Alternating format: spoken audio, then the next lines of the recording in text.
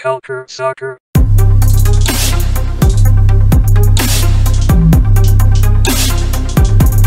Culture Soccer. Pluie de buts sur la MLS ce samedi avec une moyenne de buts proche des 3 buts par match hier samedi le 22 mai. Alors que les Sounders dominent toujours le classement général, les locomotives du championnat semblent enfin s'être mises en marche. Bonjour Adi Raphaël, ici sur Culture Soccer à l'animation et je suis rejoint par deux personnes que vous connaissez très bien dans le paysage montréalais. En premier, Étienne Boutillier, que vous connaissez grâce au podcast Les Trois Lions et le podcast D'un bout à l'autre du Club École. Étienne, comment vas-tu aujourd'hui? Ça va très, très bien, Adi. Merci beaucoup de l'invitation. Je suis très content d'être là. Moi, je suis très content d'avoir réussi à te rejoindre parce que monsieur est occupé maintenant avec ce nouvel emploi à la Vade de l'Est. Félicitations de manière un peu plus formelle. Merci beaucoup, Adi. C'est vraiment gentil. Oui, une semaine assez chargée, mais quand tu m'appelles, je trouve tout le temps de trouver un petit moment dans mon agenda pour jaser avec toi. Ah, je rougis, là, je rougis. D'un autre côté, bien évidemment, comment faire un podcast sur la MLS sans l'expertise de Mathias Van Laals, que vous connaissez déjà tous. Donc, vous pouvez aller le lire sur impactsoccer.com, mais aussi, chaque fois que vous voyez un communiqué de la MLS en français, c'est lui qui est derrière. Mathias Van Laals, comment vas-tu aujourd'hui? Bonjour à tous, ça va bien. Pour répondre à ta question, c'est fort possible puisque toi, t'en fais régulièrement des podcasts sans moi. Et si je devais participer à tous les podcasts en français qui parlent de la MLS, je pense que je ne dormirais plus. Déjà que je ne dors pas beaucoup. Mais il n'y en a pas beaucoup quand même. En fait, les meilleurs, c'est nous. Donc, c'est aussi simple que ça. Donc, voilà. Mais très, très content de t'avoir ici, Mathias, encore une fois. C'est toujours sympa. Tu réponds toujours par l'affirmative quand je te demande de venir là. Puis, je suis très, très content de discuter avec toi de MLS. Donc, aujourd'hui, on va vraiment parler de beaucoup de sujets et on va clôturer, bien évidemment, avec une petite revue de 3 matchs de la MLS comme on fait à chaque semaine. On va commencer en premier par l'actualité de la MLS. J'ai parlé un peu des Sounders. Parlons un peu de cette équipe de Seattle, parce que Seattle, maintenant, jusqu'à présent, c'est les premiers du classement général, bien au-dessus de tout le monde, sans même avoir joué encore leur match. Ils jouent plus tard aujourd'hui, dimanche, contre Atlanta, et je pense qu'ils reçoivent Atlanta aujourd'hui. Une équipe qui, malgré plusieurs problèmes, la blessure à long terme de Jordan Morris, malgré le fait que Nicolas Lodeiro a joué juste 20 minutes depuis le début de la saison sur les 6 premiers matchs, malgré le fait que plusieurs observateurs prédisaient que Seattle allait être un peu moins bien cette année, non. Changement de système du côté de Brian Schmetzer avec une défense à 3, des joueurs qui ont l'air complètement renouvelés et avoir encore une nouvelle fois une confiance aveugle en leur entraîneur Brian Schmetzer. Est-ce que c'est quelque chose qui te surprend, toi, Étienne Boutillier, de voir les Sounders encore aussi performants au top de la Ligue? On dirait que ça fait comme à chaque année qu'on dit que là, les Sounders de Seattle, là, ça va être l'année où ça va être plus difficile. Habituellement, en plus, Seattle a des débuts de saison un petit peu plus poussifs. Là, de les voir en première position de la conférence de l'Ouest, oui, c'est surprenant. Mais quand on voit l'équipe, quand on voit l'effectif, quand on voit justement qu'avec l'entraîneur, on réussit à se renouveler, qui est un mot qui est un peu galvaudé, mais quand on réussit justement à changer un schéma avec... il n'y a pas eu énormément de mouvements de personnel. Le fond de l'équipe est quand même le même. La grosse différence, c'est le roi, pardonnez-moi mon portugais, Juan Paulo, qui vient d'arriver et qui, justement, avec la blessure de Lodeiro, réussit un peu à combler son poste. De manière très, très humble. Là, je pense qu'on ne réussira pas à remplacer Lodeiro complètement dans un effectif, surtout dans celui des Sounders de Seattle. Mais l'arrivée de Paolo change un peu le visage, le milieu de terrain, en tout cas, de cette équipe-là des Sounders de Seattle. Puis, ça fonctionne pour l'instant avec une défense à 3, comme tu l'as mentionné, qui fonctionne très bien pour l'instant. Donc, surpris un peu, mais il ne faut jamais enterrer les Sounders de Seattle. Exactement, jamais enterré les Sounders de Seattle. Bon, Paolo joue un peu plus bas que Lodero, mais c'est vrai qu'effectivement, il ajoute, on l'a vu déjà dès l'année passée, il a ajouté quelque chose de différent à cet effectif. Par contre, la jeune sensation, Mathias, qui est en train un peu de faire tourner un peu toutes les têtes, c'est le jeune Josh Atencio, qui est quand même en train de vraiment montrer de belles choses au poste de milieu offensif en l'absence de Nico Lodero, n'est-ce pas?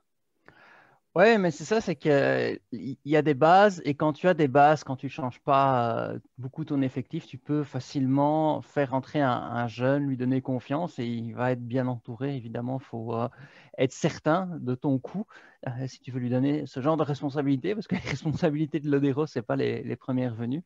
Et on voit que directement, ben, il s'est senti à l'aise, il est dans une zone de confort et c'est entre guillemets plus facile pour lui. Et donc, ça se passe extrêmement bien. Mais pour moi, ce n'est pas la seule sensation. Et je voudrais avoir votre avis, peut-être à tous les deux, peut-être à Étienne particulièrement, qui a préparé le segment sur Brad Smith. Qu'est-ce qui arrive avec Brad Smith cette année? Il a marqué trois buts et c'est un défenseur, donc pas en montant, mais dans le cours du jeu. Et puis, ce n'est pas des buts quand les défenseurs montent, c'est la panique à la fin, on va marquer. Aussi une passe décisive dans le cours du jeu. Je trouve qu'il joue un rôle important dans la réussite de cette équipe de Seattle, dans la réussite encore plus grande, parce que ce serait déjà une réussite de l'équipe de Seattle de cette année. Bien, je dirais que c'est dans la réussite, oui, de l'équipe, mais aussi du schéma. Oui, Brad Smith est défenseur. Latéral gauche, on voit que justement, bien, dans un schéma à 3 défenseurs ou à 5 défenseurs, comme on dit, ça va dépendre tout le temps, là, mais on sollicite énormément les défenseurs latéraux, que ce soit Brad Smith sur un côté ou Alex Roldan à droite. Ben, Brad Smith est un joueur quand même talentueux, a joué quelques années en Angleterre, vient de Bournemouth, a joué à Cardiff dans ses plus belles années également. Un joueur une équipe que j'aime bien en Angleterre. Donc oui, non, mais Brad Smith fait bien, ça fonctionne très bien. Justement, je pense que c'est vraiment le schéma qui lui sourit beaucoup. Là, on sollicite beaucoup les latéraux, puis je pense que ça fonctionne très bien pour l'instant. Ouais, je suis complètement d'accord avec Étienne. C'est le schéma, je pense, qui aide beaucoup. Mais c'est aussi le fait que dans la défense à 3, tu as quelqu'un de très mobile qui est Nuotolo, qui est aussi un latéral d'habitude, mais qui s'est acclimaté au poste de défenseur central dans cette défense à 3. Puis on a comme l'impression que le fait qu'il soit là et qu'il soit très mobile, il est capable de couvrir le fait que les deux latéraux montent quand même assez haut. Bah, Tolo joue d'habitude du côté gauche, donc du côté de Brad Smith. Donc je pense que ça donne aussi une grande liberté à Brad Smith, sans oublier le fait qu'on a tendance à voir le jeu un peu aller vers la droite du côté de Seattle, entre Alex Roldan, dont tu as parlé un peu, Étienne, mais aussi son frère, Christian Roldan, qui lui aussi a tendance à se retrouver un peu à droite de temps en temps pour combiner avec son frère. Donc, les centres viennent souvent du côté droit pour revenir et tomber au second poteau sur un Brad Smith qui est souvent assez démarqué à cause du fait que les Sounders, quand ils attaquent pas à 1 ou 2. Là. Ils attaquent, il y a 3 ou 4 personnes dans la boîte, peut-être pas 4, mais au moins 3 personnes dans la boîte. Et ça crée des décalages et ça crée une certaine liberté à notre ami Brad Smith. Mathias, je reviens un peu vers toi. On a parlé pendant longtemps de l'excellence du gardien Stéphane Frei. Ici, sur Culture Soccer, on adore ce gardien-là. Et pour nous, il est supposé être gardien de l'année au moins pendant 2 ou 3 années de suite. Et il n'a jamais été nommé gardien de l'année, bizarrement. Et là, il s'est blessé. Et malgré ça, malgré le fait qu'il s'est blessé, Stéphane Frei, lors du dernier match, les Sounders se sont quand même imposés. Comment on fait? Comment tu as parlé un peu du fait que quand le système marche, tout marche. Mais par contre, tu as quand même tellement de joueurs importants qui manquent dans ton équipe. On a parlé de Morris, on a parlé de Lodero, et maintenant Stéphane Frei. C'est quoi la recette de Brian Schmetzer? Oui, le système est important, mais comment tu gardes tout le monde concerné? Comment tu leur donnes cette confiance en eux, en fait? Mais honnêtement, ce début de saison de Seattle, pour moi, c'est un mystère. Pas parce qu'ils ne sont pas bons, mais parce que c'est une équipe qui, année après année, commence tranquillement. Puis la saison régulière, finalement, l'objectif, c'était de se qualifier pour la phase finale. Et puis là, ça explosait, ils se retrouvaient en finale, qui gagnait ou qui perdait, notamment contre Toronto. Il y a eu tellement de finales Seattle-Toronto ces derniers temps. Et donc, je m'attendais vraiment pas à ce que tout le monde se sente concerné. Je me demande vraiment, il faudrait lui poser la question à Brian Schmetzer, ce qu'il a dit à ses joueurs pour les mobiliser. Et c'est peut-être justement le changement de système, parce que le système a changé, les joueurs sont les mêmes. Donc, il a trouvé cette année, mais ça, c'est vraiment une impression que j'ai. Il faudrait se pencher de plus près et suivre l'équipe de plus près. C'est pas simple de suivre 27 équipes, évidemment. Mais il a trouvé peut-être la façon de motiver ses joueurs en leur donnant de nouveaux défis avec un nouveau système, tout en gardant quand même leurs automatismes, leurs forces et leurs zones de confort. Et donc, ça doit quand même aider parce que bon, bah, tu as des joueurs qui sont habitués, qui sont quand même dans un certain état d'esprit où on reste en haut du classement, mais sans trop s'exciter en début de saison, ni au milieu, ni jusqu'aux 3/4 de la saison, en fait. Et là, il y a un nouveau défi et on sent une certaine motivation. Et il y a aussi essayer de compenser les absences, notamment celle de Maurice, dont tu as parlé, parce qu'il a disputé une très, très bonne saison l'année dernière, peut-être la meilleure de sa carrière. Évidemment, quand Lodero n'est pas là, là aussi, il y a une certaine motivation des joueurs montrer oui, mais on est capable d'être très bon sans se faire de lance là. Donc, il y a plein de petites sources de motivation, de petits défis dans cette équipe cette année. Et je pense que ça doit aussi beaucoup aider. Et il y a aussi des nouvelles combinaisons parce que tout à l'heure, Étienne a parlé d'Alex Roldan. Toi, tu as continué avec son frère Christian. Et je trouve que les deux se trouvent vraiment, vraiment bien cette année. Le fait de jouer ensemble, ça leur réussit. Et en même temps, ils n'ignorent pas leur partenaire. C'est pas juste on est frères, on veut juste jouer ensemble. Donc il y a plein de petites choses comme ça qui font qu'il y a une dynamique très positive dans cette équipe. Et tu parlais aussi, on parlait tout à l'heure des latéraux, mais c'est quand même impressionnant pour les Montréalais qui nous écoutent. C'est comme si Brad Smith et ses buts, c'est comme si Mustapha Kiza ou Zoran Basson avaient marqué autant de buts. Quand on les voit jouer, bon, Lapalainen, c'est différent parce que c'est un joueur offensif de formation, mais ce n'est pas du tout le cas de Brad Smith, où on peut parler de Zachary Broguière de l'autre côté, qui est aussi un défenseur de formation. Il en a marqué un, mais pas autant. Donc, ça reste assez impressionnant. Et donc, il y a une volonté d'attaquer. Et aussi, défensivement, c'est extrêmement impressionnant. Ils ont pris 2 buts et c'est 2 coups francs directs. Donc, on ne peut pas faire grand-chose à ça. Ouais, exactement. C'est une machine qui tourne bien. La dernière question, elle est pour toi, Étienne, par rapport aux Sounders, parce que je pense que c'est quand même intéressant de le mentionner. Les Sounders n'ont jamais été l'équipe qui a mis en valeur des joueurs formés au club, des jeunes joueurs. Ça a toujours été des vétérans, toujours des joueurs confirmés qui venaient, comme on a vu Kellen Rowe qui est venu de New England l'année passée. Cette année, et en fait, ça fait 2-3 ans qu'on commence à voir un Brian Schmetzer faire confiance à des jeunes, au moins leur donner des minutes de jeu. Je ne dis pas pour devenir titulaire. Le seul qui a vraiment impressionné, comme je l'ai mentionné un peu plus tôt, c'était Josh Atencio. Mais on peut aussi nommer d'autres joueurs comme Ethan Dobelar, qui a déjà joué 3 matchs en tant que remplaçant. Et même que dernièrement, grosse surprise, Brian Schmetzer a donné 1 minute ou 2 minutes de jeu à Reed Baker-Whiting, un jeune milieu de terrain de 16 ans. Il faut le faire, donner des minutes de jeu à des jeunes joueurs. Quand tu n'es pas une équipe qui le fait d'habitude, il faut quand même le faire. Est-ce qu'on voit un changement de stratégie de la part de Brian Schmetzer, selon toi, Étienne? C'est une bonne question. Il faut dire que le contexte actuel aussi permet l'arrivée de jeunes joueurs qui ne coûtent pas énormément, qui fit dans le système également. Je pense que les Sounders de Seattle récoltent aussi ce qu'ils sèment depuis déjà, ça fait comme 5 ans qu'ils sont dans l'élite de la MLS. Là. L'arrivée de Lodero, il y est pour quelque chose beaucoup. C'est ça, 2015-2016 à peu près. J'ai l'impression que là, il y a une belle génération qui s'est joint à l'académie, qui a été formée. Là, on arrive avec quelques nouveaux joueurs, quelques jeunes joueurs. Puis, justement, cet effet-là, où est-ce qu'on a l'impression qu'il y a un bon leadership, notamment de la part de l'entraîneur, mais également, il y a une chimie dans cette équipe-là où l'équipe va essayer d'être elle contre le monde, là, justement, avec les blessures, avec toute la situation qui se passe. Donc, d'amener ces jeunes joueurs-là qui ont justement peut-être un peu moins de talent, mais énormément de potentiel et de volonté de jouer. Je pense que ça aide beaucoup. Est-ce que c'est un changement de philosophie? Je ne sais pas, peut-être qu'on avait les éléments sous la main, mais le fait aussi que les transferts, c'est très compliqué cette année, peut-être que d'y aller avec des jeunes de l'académie et des jeunes qui connaissent le système également, c'est peut-être pas une mauvaise chose non plus. Oui, effectivement, c'est peut-être pas une mauvaise chose. On parle des Sounders, encore une fois, avec Étienne et Mathias, Étienne Boutillier, Mathias Van Hals.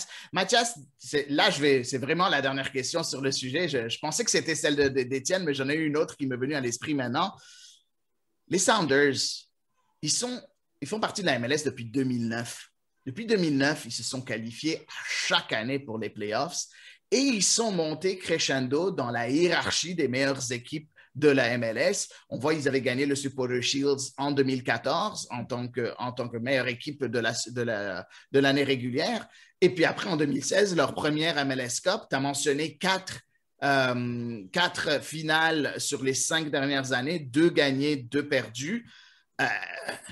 Est-ce que tu penses que cette hégémonie de la part des Sounders de Seattle, elle est là, elle va perdurer, elle va être capable de surmonter le temps, parce que c'est rare de voir une équipe surmonter le temps aussi longtemps que les Sounders de Seattle. T'en penses quoi, Mathias? Est-ce que petite prédiction un peu dans ta boule de cristal, là? Mais ce qui est intéressant de cette équipe de Seattle, c'est que c'est une équipe qui, outre les titres, ou hormis les titres plutôt, est dans le haut du classement année après année. C'est ça qui est intéressant. Ce n'est pas une équipe qui va forcément jouer la première place, mais on peut s'attendre d'elle qu'elle soit toujours bien classée. Et donc, ce n'est pas juste une génération, c'est vraiment une façon de travailler qui lui permet d'être forte. Et la preuve en est, c'est que sur, je pense, c'est les 17 équipes qui sont là depuis 2011, donc l'année avant l'arrivée de Montréal en MLS.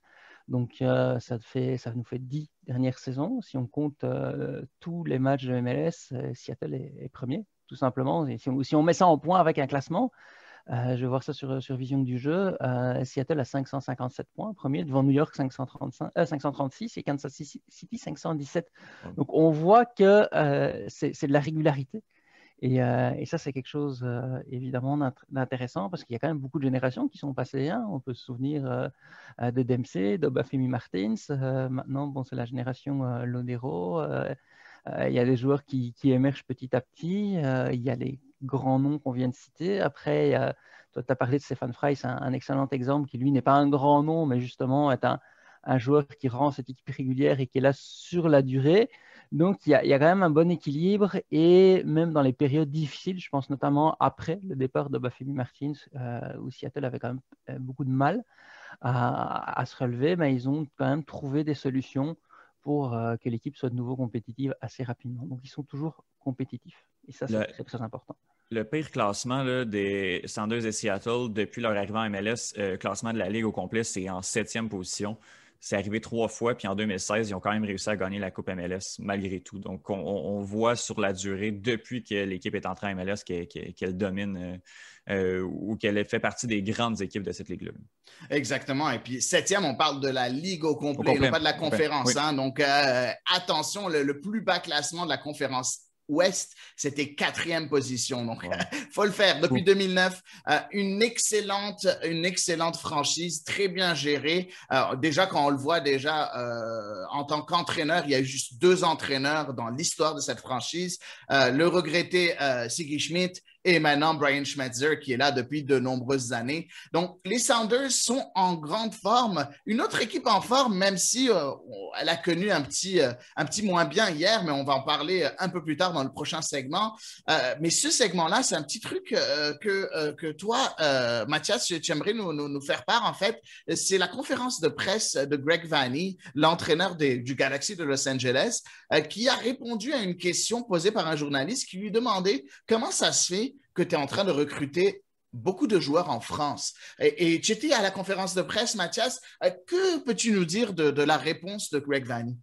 Je n'étais pas à la conférence de presse, je n'ai pas voyagé à Los Angeles, je rassure tout le monde, et ça se fait quand même à distance, il y a quand même les protocoles sanitaires qui sont respectés, mais en fait c'est ça, c'est qu'il y a 4 joueurs français ou francophones qui viennent de France dans l'effectif de LA Galaxy maintenant.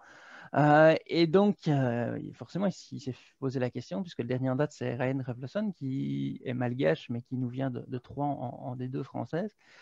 Et Greg Vanney a simplement répondu, pour nous, c'est plus facile que d'aller en Amérique du Sud parce que finalement, c'est nos deux options. Puis moi, j'ai pas mal de contacts en France. D'ailleurs, Laurent Batlos, il a joué avec lui, l'entraîneur de Troyes. Ils étaient coéquipiers à Bastia, donc ils se connaissent bien, donc ils ont pu aussi discuter. Donc pour Greg Vanney, c'est facile, entre guillemets, d'avoir des informations privilégiées sur certains joueurs quand ils intéressent le LA Galaxy. Et il a rajouté, en plus, avec la pandémie, les clubs en France ont des petits problèmes financiers et donc ils sont vendeurs, ils sont demandeurs ce qu'on achète leurs joueurs. Et donc, nous, on en profite. C'est clair, net et précis. Et donc, c'est ça. Donc, finalement, c'est une alternative à l'Amérique du Sud qui est un endroit privilégié par pas mal de clubs de MLS, pas seulement Atlanta, même si eux, ils y vont pas mal en ce moment là, avec l'Argentine et Gabriel Heinze, qui lui aussi a passé en France. Et donc, les Galaxy a sûrement tâté le terrain des deux côtés, puis ils se sont dit, finalement, pour nous, c'est mieux d'aller en France. Et je trouve ça assez intéressant, notamment pour le public de culture soccer. Je trouve que c'est très, très pertinent et très intéressant comme réponse. Et vu que je ne pense pas qu'il y avait de médias francophones à cette conférence de presse-là, c'est grâce à Culture Soccer qu'ils l'apprennent.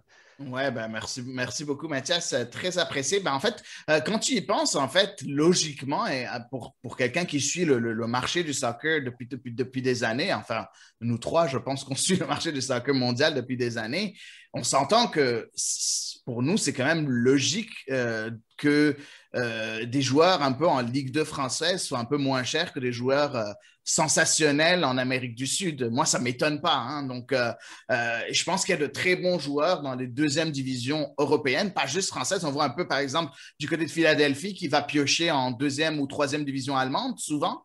On l'a vu avec des Prischbilko, des Wagner et ainsi de suite. C'est un peu peut-être des marchés à surveiller. Hein.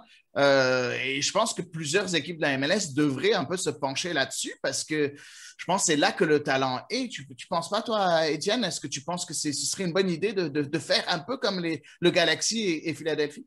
Ben oui. Puis, tu sais, on regarde souvent les gros noms joueurs désignés. Je comprends très bien. Mais dans les raccoins de l'Europe, je dirais, dans les divisions 2, il y a des joueurs de grand talent. Je pense notamment, il y avait, je crois que c'était Gerso Fernandes qui jouait à SKC dans le temps où je faisais beaucoup de portraits de joueurs de la MLS. Là, je pense que je ne me trompe pas. C'est lui qui avait joué au Portugal, dans beaucoup d'équipes portugaises. Le gars avait complètement marché sur la Ligue 2, la Division 2 portugaise. On est allé chercher et a fait très, très bien en MLS. Il y en a beaucoup des joueurs comme ça qui se promènent. Plus on parle d'attaquants, de profil offensif, mais il faut aller chercher ces joueurs-là qui ne vont pas coûter énormément cher. Mathias, tu l'as dit, il y a des équipes, c'est Greg Vanney qui l'a dit, tu as rapporté les paroles de M. Vanney, qui a dit que justement, en France, on a quelques problèmes financiers, on peut se débarrasser de quelques salaires. Les équipes de la MLS sont là. Le niveau aussi est relativement similaire. Donc, on peut aller chercher des joueurs ici et là. Moi, je suis d'accord d'aller chercher ça puis de ne pas juste se contenter d'aller chercher des gros noms et de vouloir que des gros noms parce que ça coûte très, très cher. Il y a une valeur ajoutée à ces noms-là en termes de salaire. Et les joueurs font très, très bien. Donc, oui, il faut aller chercher en Europe. Il faut aller chercher en Division 2 européenne. Ouais, c'est ça, je suis complètement d'accord. En plus, après, des fois, c'est sûr que tu vas devoir leur donner des salaires un peu conséquents. On voit par exemple Kevin Cabral, qui est quand même un joueur désigné. Je pense que c'est un jeune joueur désigné, Young DP, si je ne me trompe pas. Mais après, ils sont partis chercher Samuel Grandsir, Sega Koulibaly, et puis maintenant Ravloson, comme on l'a dit un peu plus tôt. C'est intéressant et je pense que c'est à exploiter par toutes les autres franchises. Donc, voilà pour le segment actualité de la MLS. On passe pour un autre segment et je pense que c'est un segment qui revient un peu au magazine Québec Soccer, un magazine qui est là depuis les années 70, je pense, si je ne me trompe pas, ou 1977. 80. Voilà, 1977, je ne connaissais pas la date exacte. J'ai le plaisir d'écrire pour ce magazine aussi. Mais Mathias a écrit un super bel article sur la pépinière de Dallas, sur l'académie de Dallas et la franchise de Dallas. Un article que je vous conseille d'aller lire. Le magazine est 100% gratuit, donc je vous conseille d'aller jeter un coup d'œil. déjà en premier, parlons un peu de cette académie de FC Dallas. D'où nous vient un peu cette réussite de la part de FC Dallas? Parce que si jamais on parle de FC Dallas, pour ceux qui ne le savent pas, les joueurs qui sont passés par là, Weston McKennie, Brian Reynolds, qui est maintenant à l'AS Roma, Chris Richards, qui est maintenant à Hoffenheim, prêté par le Bayern de Munich, Reggie Cannon, qui est à Boavista, ça en fait des joueurs talentueux qui sont très, très jeunes. Mathias, c'est quoi le secret de cette académie-là? Ouais, et puis c'est des joueurs talentueux qui sont pas bon, à Boavista peut-être, mais sinon, tu as dit, bon, il a Hoffenheim, il y en a un qui est prêté par le Bayern, il y en a un autre qui est à l'AS Rome, il y en a un qui est McKennie, Juventus. C'est pas les petits clubs de petits championnats, quoi. C'est vraiment des gros clubs de grands championnats, et c'est ça qui a été très intriguant. Et le secret, forcément, c'est la première question, en fait. C'est marrant que tu me poses cette question en premier, parce que c'est la première question que j'ai posée aux dirigeants de Dallas. Et ils m'ont tous dit, mais il n'y a pas de secret, c'est justement, il n'y a pas une recette toute faite, c'est une combinaison de beaucoup de choses.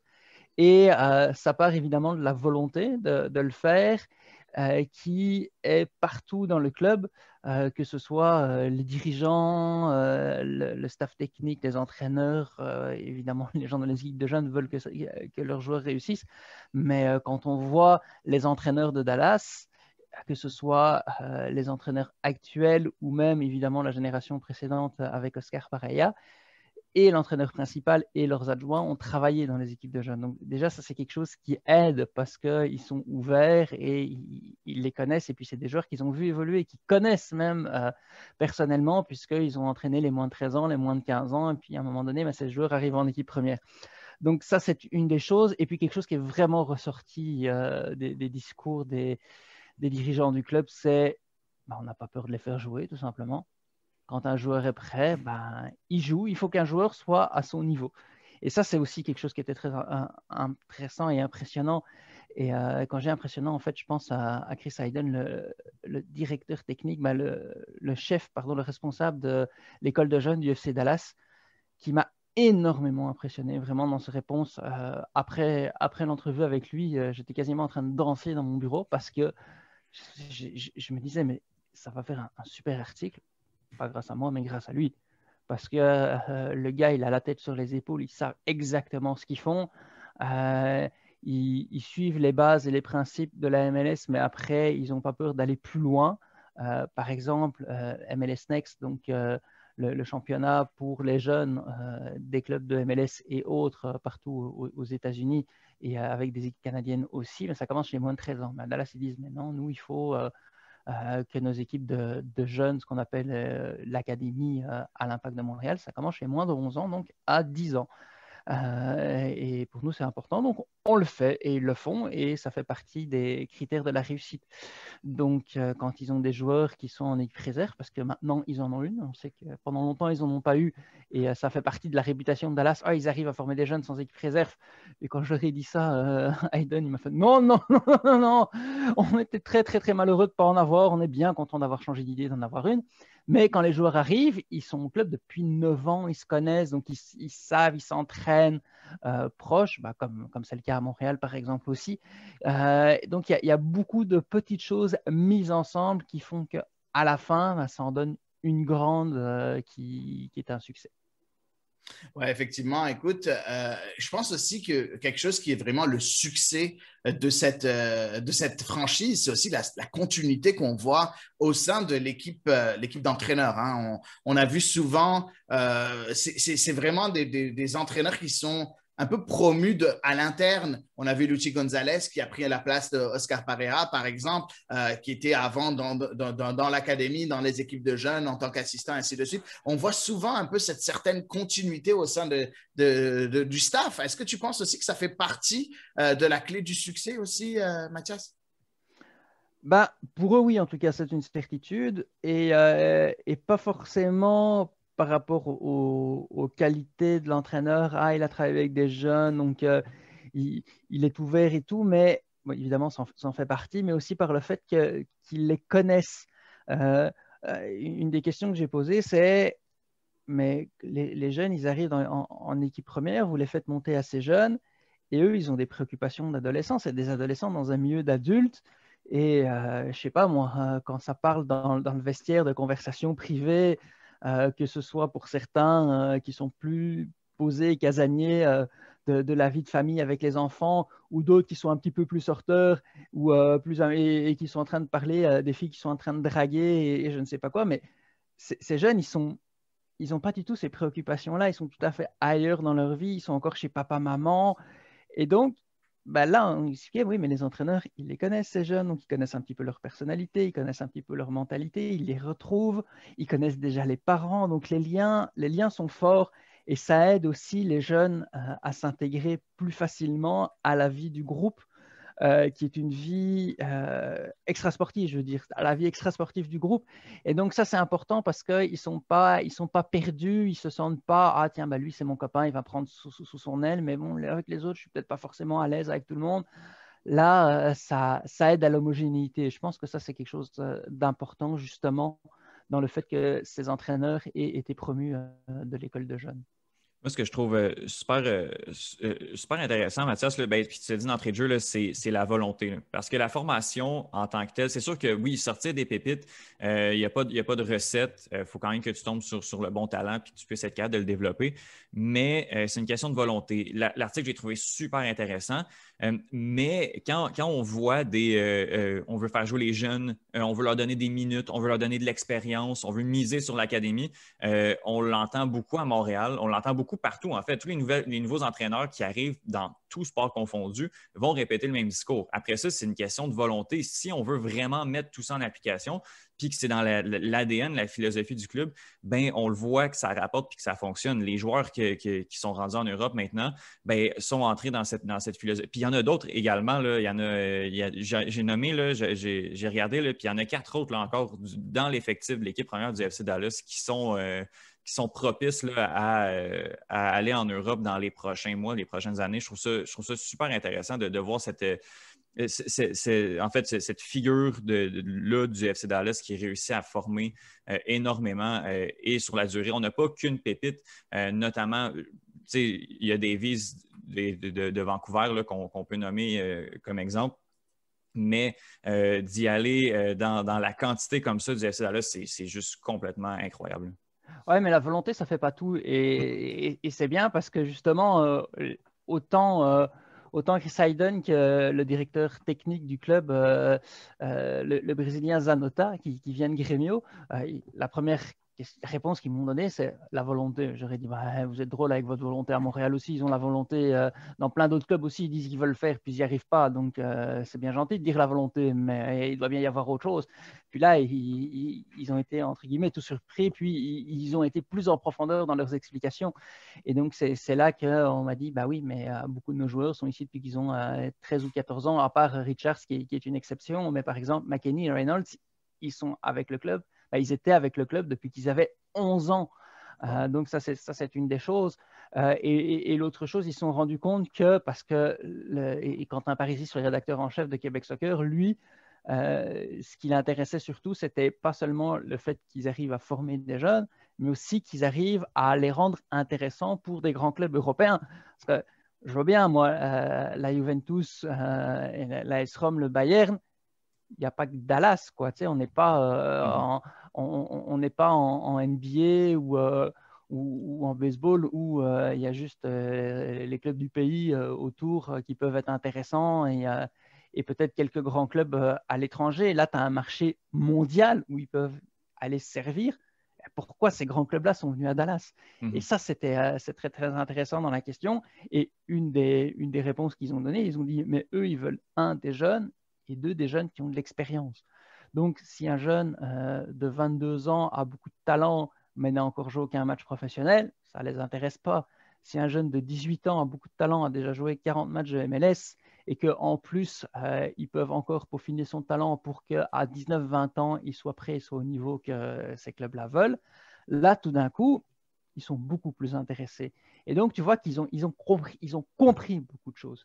Il n'y a pas que la volonté. Ils ont compris beaucoup de choses et ils les mettent en place pour arriver à un résultat qui est à la fois probant et pour eux je veux dire, et pour les résultats de Dallas, parce que tout à l'heure, je parlais du classement sur 10 ans. Dallas, je pense qu'ils sont 5e en MLS. Et pour aussi arriver à vendre ces joueurs et attirer les regards internationaux et avoir la réputation d'être la meilleure école de jeunes en MLS. Parce que quand il y a ça aussi, c'est une des réponses qu'ils m'ont donné. Ils m'ont dit, bah oui, il y a beaucoup d'Américains qui réussissent en ce moment un petit peu partout. Donc, on se tourne vers les États-Unis. Puis, bon, quand on regarde vers les États-Unis, on se dit, oui, mais quel club est là? Bah, Dallas a sa réputation et une réputation qui est encore améliorée maintenant par le fait que plusieurs de ces joueurs réussissent à l'étranger. Donc, ça fait effet boule de neige. Et donc, bah, plus ça va avancer, plus Dallas va être intéressant pour les clubs qui cherchent sur le marché américain. Donc, les autres, ils ont intérêt à se bouger les fesses parce que l'écart va se creuser. Oui, tu as parlé un peu plus tôt quand on a mentionné les joueurs qui étaient formés à Dallas et qui sont maintenant en Europe. On avait parlé de Reggie Cannon, où on avait dit, ouais, ben, Boavista, c'est tout petit. Juste, il y a beaucoup de rumeurs qui envoient Reggie Cannon maintenant dans les plus grands clubs européens parce qu'il a fait une saison extraordinaire du côté de Boavista. Un club qui allait vraiment pas bien cette année au Portugal, en tout cas par rapport aux attentes qu'il suscitait. Avant que je reçoive des tomates et des morues dans la tête de la part de nos auditeurs portugais.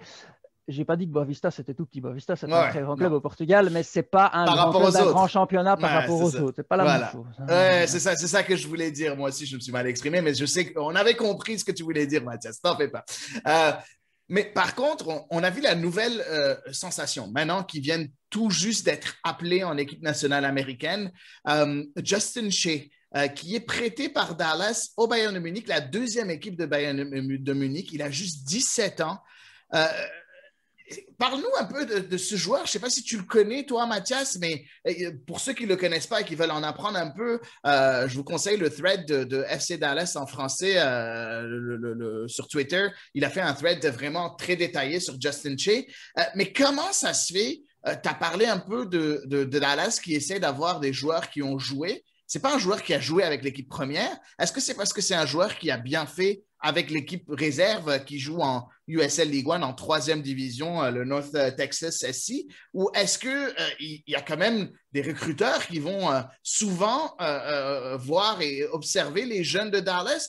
Comment se passe ce partenariat? Parce qu'on voit souvent un gros partenariat entre le Bayern de Munich et le FC Dallas. Ben c'est ça, en fait, si Shea, il est au Bayern, c'est grâce au partenariat. C'est pas, lui, il n'a pas ses matchs d'expérience en MLS, donc il ne va peut-être pas encore attirer le regard de club italien ou autre, ou même allemand, sauf le Bayern, parce que les deux clubs ont un partenariat qui est extrêmement intéressant. Et là aussi, ça, c'est quelque chose qui m'a sidéré, parce que bon, je parlais des gens de Dallas avec qui j'ai parlé, mais j'ai aussi interviewé le responsable de l'école de jeunes du campus, comme il l'appelle, du Bayern. Et il disait, non, nous, on a juste un partenariat comme ça en dehors d'Allemagne, c'est Dallas. ça, c'est incroyable, quoi.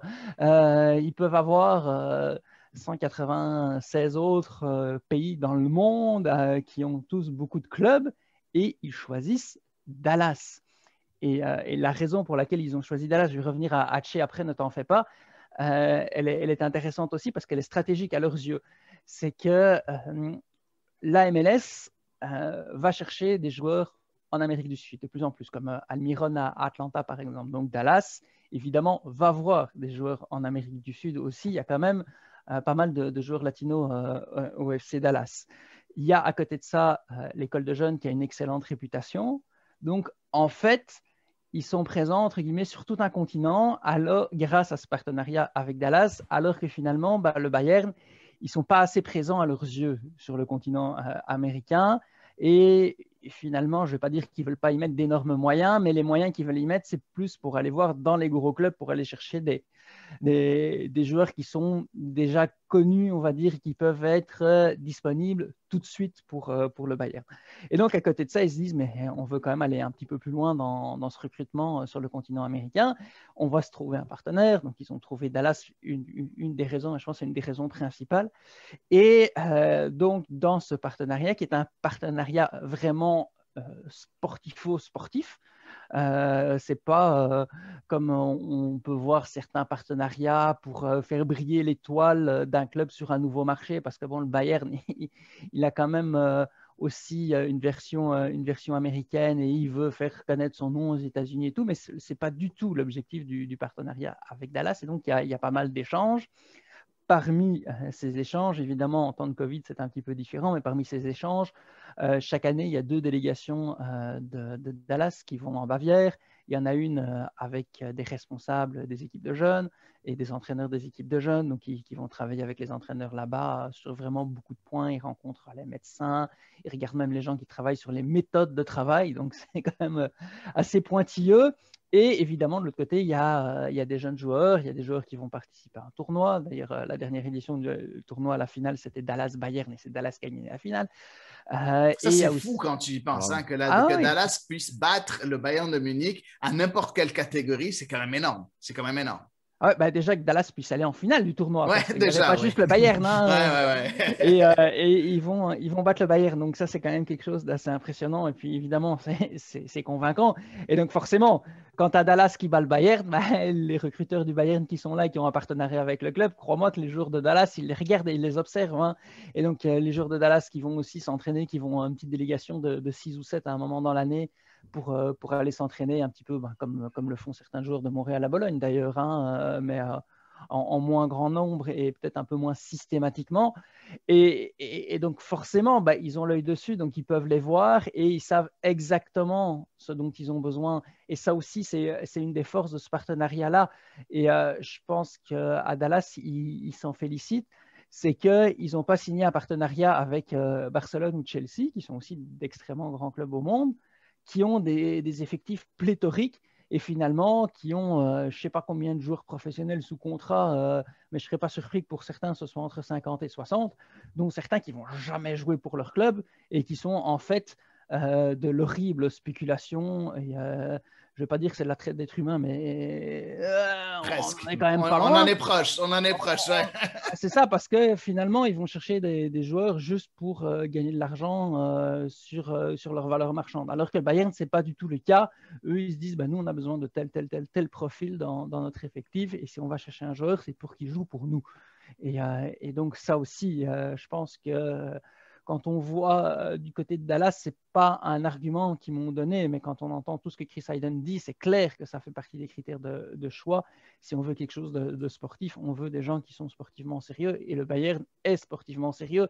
Et donc, quand le Bayern s'intéresse à un joueur de Dallas, c'est parce qu'il trouve que le joueur est bon et qu'il veut le faire éclore au Bayern ou à quand même un certain niveau. Et donc, ça, c'est évidemment extrêmement intéressant, extrêmement précieux. Et donc, Justin Shea, il a eu tous les contacts nécessaires et il a eu toute la visibilité nécessaire au Bayern, évidemment. Et l'autre chose que je veux rajouter par rapport à ça, c'est que quand il y a un joueur de Dallas qui est extrêmement bon, comme McKennie par exemple, le Bayern, évidemment, peut l'avoir s'il est intéressé parce qu'il le connaît et il sait, mais si le Bayern n'en a pas besoin, ils ne vont pas dire on va le prendre quand même, puis on va essayer de tirer profit de ça. Il y a une relation de confiance entre les deux. Oui, il y a une relation de confiance par le sérieux du Bayern, je pense aussi, et par le fait que ce ne soit pas un club spéculateur à ce niveau-là. Et c'est tout bon pour Dallas aussi, parce que si tous ces pépites se retrouvaient juste au Bayern, parce que le Bayern voulait se les accaparer, puis après pour les vendre, évidemment, il y a des joueurs là-dedans qui réussiraient ailleurs aussi. Mais pour l'image de Dallas, ce ne serait pas aussi bien que dire il y a le Bayern qui vient chercher certains joueurs, mais on en a aussi maintenant à la Juventus, à la AS Rome, sans qu'ils soient passés par le Bayern. Il n'y en a entre guillemets pas besoin. Donc ça veut dire que plein de monde nous regarde, nous. Ils ne regardent pas le Bayern en prenant des joueurs qui sont passés par nous après, qui ont déjà fait leur pas en Europe. Ils viennent les chercher directement au Texas. Et ça, de nouveau, pour leur réputation, c'est quelque chose de fort. Donc, ils sont en train de se bâtir une réputation extrêmement solide. Et ça, c'est très impressionnant. Étienne, avant de lire cet article, est-ce que tu t'attendais à en savoir autant et à être surpris de par cette pépinière de Dallas? Parce qu'on sait, oui, on a toujours, tout le monde ici en MLS sait que Dallas, il forme de très bons joueurs. Mais voir ce succès-là, à ce niveau-là, voir le Bayern respecter autant cette académie-là, et le Bayern, on s'entend, c'est pas un petit club, hein, c'est un des 5 meilleurs clubs dans le monde. Hein, donc, est-ce que c'est quelque chose qui te surprend?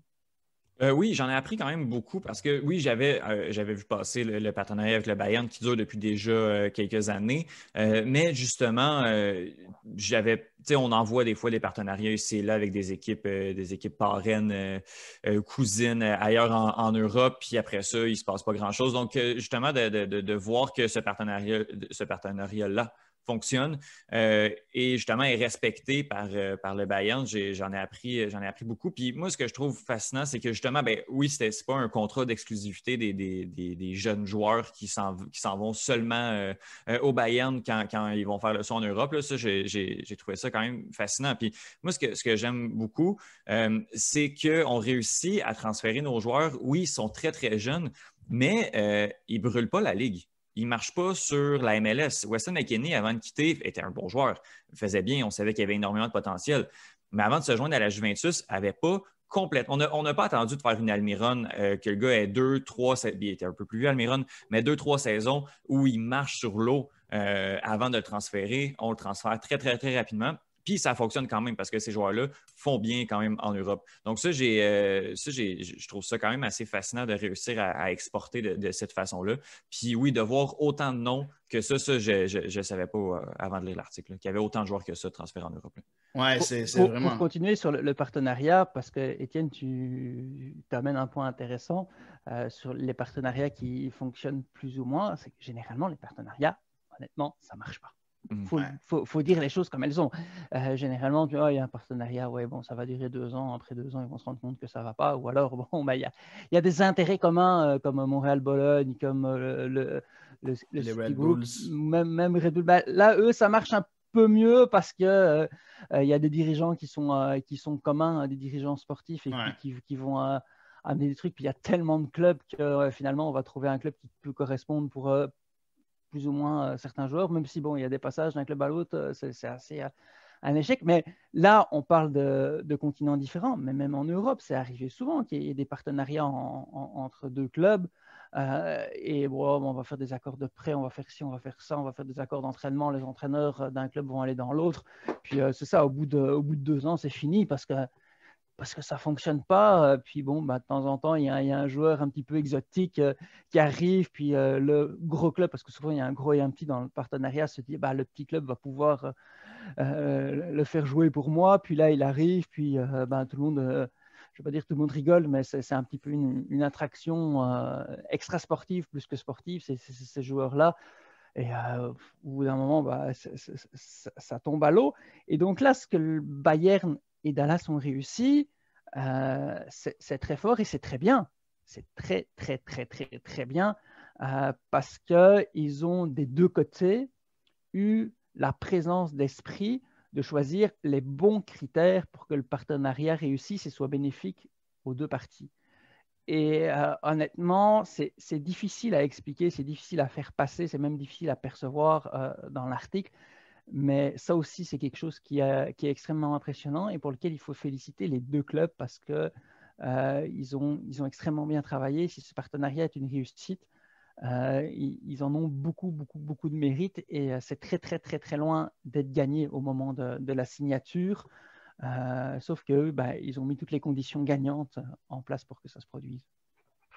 Ouais, effectivement. En tout cas, une équipe extrêmement passionnante, ce FC Dallas. Je voudrais rajouter un truc parce que pour moi, c'est important à mes yeux, qui n'est pas dans les débats qu'on a eu jusqu'à présent, mais c'est le côté aussi NCAA et soccer universitaire, qui est un énorme, énorme tabou ici et aux États-Unis encore plus. Et à Dallas, quand tu as un entraîneur américain de club, un responsable qui te dit ouais, mais nos joueurs, finalement, peut-être qu'ils ne sont pas assez bons, qu'ils vont être obligés d'aller à l'université. En gros, c'était un peu ça. C'est comme je suis sûr que ça ferait hérisser plein de poils. Puis quand Dallas a commencé à ouvrir son école de jeunes et à vouloir former ces jeunes, les parents disaient nos jeunes, ils sont là, c'est juste un transit pour avoir une bourse, quoi, en gros. Puis Dallas, il disait non, mais ce n'est pas l'objectif, là, on ne veut pas. Et puis maintenant, c'est tout à fait le contraire. Il y a plein de jeunes qui disent, mais on s'en fout de la bourse, on veut un contrat pro, et que les parents qui ont fait des grosses études, en tout cas selon les dirigeants de Dallas, soutiennent leurs jeunes et se disent s'ils veulent être joueurs pro, eh ben, ils vont être joueurs pro. Et à l'université, on verra après s'ils le font un jour, tant mieux. Mais l'objectif de leur vie, de leur carrière, c'est de devenir joueur de soccer professionnel.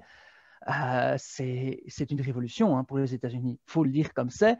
Et ils osent à Dallas le dire, le faire et dire que finalement, pour le soccer, parce que chaque sport a ses spécificités, mais pour le soccer, il faut être sur le chemin du professionnalisme entre 16 et 18 ans et pas à 22 quand tu sors de l'université. Et donc, ce n'est pas la voie à suivre. Et ils font ce qu'il faut pour. C'est gros ça, c'est très gros. Oui, effectivement, c'est toute une franchise qui fait vraiment confiance à tous les pans en fait de la formation, que ce soit au niveau des entraîneurs ou au niveau des joueurs. En parlant de ça, on espère voir peut-être Peter Lussan, un de ces jours, entraîneur du FC Dallas, lui qui est adjoint maintenant du côté de Dallas. Peut-être l'après Luchi Gonzalez sera la nouvelle ère de Peter Lussan qui est vraiment très content là-bas d'après ce qu'on a lu et entendu. Donc voilà pour ce qui est de ce deuxième segment. Merci beaucoup Mathias de ton expertise là-dessus. C'était très, très intéressant. Un article vraiment, encore une fois, à lire sur Québec Soccer. C'est vraiment extrêmement intéressant. QuébecSoccer.ca pour ceux qui cherchent l'adresse du site. Voilà, QuébecSoccer.ca, c'est bien là. Vous allez trouver tout ça. Passons au dernier segment qui est un peu les 3 matchs MLS qu'on a décidé de suivre cette semaine. Mathias, tu seras là pour un des matchs et après on continuera, Étienne et moi, pour les 2 derniers. On va aller par ordre chronologique, bien évidemment. Le premier match qui s'est joué, c'était le match entre Montréal, le CF Montréal et le FC Cincinnati, qui se jouait à domicile pour Montréal. Mettez des guillemets à ce domicile-là parce que ça se jouait en Floride. Comme vous le savez, les équipes canadiennes ne peuvent pas jouer au Canada. Donc, match joué en Floride. Un petit constat déjà sur cette défaite-là. Je vais commencer, moi, par ma première phrase. Pour moi, Cincy ou FC Cincinnati, c'est effectivement la bête noire de Montréal. Aucune victoire de Montréal depuis le début, depuis que Cincinnati a rejoint la MLS. 3 défaites maintenant et 1 match nul. C'est quand même très, très, très décevant.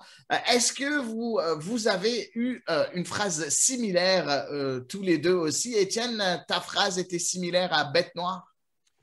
Oui. Je trouve ça, j'aime pas ça établir des tendances comme ça année après année, mais force est d'admettre que oui, Cincinnati a vraiment le numéro du CF Montréal.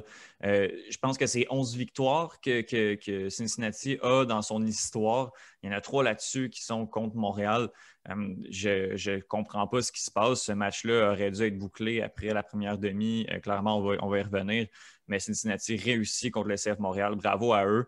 Mais c'est tout simplement... Les trois victoires, bon, si on se rappelle dans le temps, sont des catastrophes sportives pour le CF Montréal. Je ne comprends pas ce qui se passe, mais oui, bête noire. Bête noire, c'est assurément le terme. Une explication, Mathias, par rapport à ça, par rapport à cette réalisation-là que Cincinnati a toujours, finalement, trouve toujours un moyen de battre le CF Montréal? Ah, pardon, je faisais la sieste. C'était le match à l'heure de la sieste, à la température de la sieste. Je m'étais replongé dans le match et dans les circonstances pour essayer de me rappeler ce qui s'est passé. Mais pendant 40 minutes, non, 35 minutes, je pense que tout le monde pouvait dormir et ils dormaient tous sur le terrain. Mais bon, quelle idée aussi de jouer en Floride en début d'après-midi.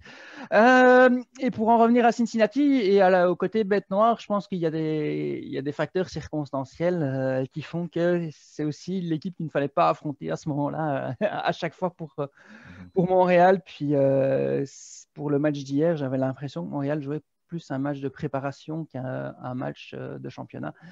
Et donc, ça a mal tourné. Et, non, j'ai pas d'explication au fait que ce soit une bête noire en particulier, à part que à chaque fois, je pense que Montréal doit prouver qu'il est capable de jouer contre un adversaire qui bétonne ou qui ne fait absolument rien, qui arrive à s'en sortir parfois miraculeusement, il faut le dire, parce qu'hier, c'était un peu un miracle pour Cincinnati. Mais bon, c'est ce qui arrive. Il faut arriver à passer à travers ça. À propos de miracle, il faut quand même saluer l'opportunisme de Cincinnati, qui a quand même su concrétiser sur le peu de chance qu'ils ont eu. En tout cas, ils ont su retourner le match parce que Montréal, à un moment donné, dominait ce match-là, aurait dû marquer. Il y a eu un gros manque d'efficacité de la part de Montréal. Puis après, il y a eu Cincinnati qui a eu une occasion, qu'il a mis au fond sur un coup de pied arrêté, sur un corner où, bon, c'était pas très, très beau à voir ce but-là. En tout cas, on a comme eu l'impression que la défense de Montréal dormait au gaz. Mais il faut trouver avoir cet opportunisme-là pour mettre le ballon au fond quand ça compte et quand il faut. Est-ce que tu penses que, Étienne, qu'est-ce qui a joué le plus dans ce match-là? Est-ce que c'est l'opportunisme de Cincinnati ou est-ce que pour toi, c'est vraiment le manque d'efficacité criant de Montréal avec le nombre d'occasions qu'ils ont eues en première mi-temps? Ou bien c'est pour toi, c'est vraiment un mélange des deux? Ben, c'est assurément un mélange des deux, mais si on peut, si je dois mettre le doigt sur un, ben, je vais y aller au niveau chronologique, je vais y aller avec l'opportunité ratée du CF Montréal. Parce que on va en parler là, du raté de Kyoto juste avant la mi-temps. On est obligé d'en parler. Oui, on va le faire. Je suis désolé. C'est le truc qui frise le plus la faute professionnelle à ce moment-ci du match. On rentre au vestiaire, c'est 1-0, un match qu'on aurait dû... à la mi-temps, ça aurait dû être 2-0 déjà, assurément. Kyoto rate ça. Je pense que ça a joué beaucoup, beaucoup sur le moral de l'équipe. Kyoto c'est ça qui est particulier. Il ne joue pas un mauvais match dans l'optique où c'est la création du jeu, les opportunités offensives passent toutes par ce joueur. Mais il doit le mettre. Après ça, il ne le met pas. Le CF Montréal qui fait un 0, mais finalement, le Cincinnati qui réussit à revenir dans le match et profiter même pas des deux occasions. Le corner, c'est même pas une occasion, puis on réussit à le marquer quand même. Bravo à Cincinnati, mais je pense que c'est beaucoup plus attribuable au manque d'opportunisme du CF Montréal, assurément. Mathias, est-ce que tu es du même avis? Pas du tout. Mais alors là, pas du tout. Je ne lis que ça depuis. Ah, Montréal a manqué d'opportunisme. Oh, si Kyoto avait marqué, Montréal aurait gagné. Si Kyoto avait marqué, Montréal aurait mené 1-0. Montréal a mené 1-0 un petit peu plus tard et Montréal n'a pas réussi à garder son avance. Ouais. Donc, déjà, là, il y a un problème. Deuxièmement, Cincinnati, ils n'ont pas marqué leur but égalisateur à la dernière seconde comme Atlanta la semaine dernière. Ils ont marqué à 20 minutes de la fin. C'était 1-1. Finalement, on recommence à 0. Montréal a encore 20 minutes pour gagner le match. Ils ont fait quoi après cette 70e minute? Plein de changements, 0. Ils n'ont rien créé, aucune occasion, rien du tout. C'était juste le bordel, la désorganisation totale.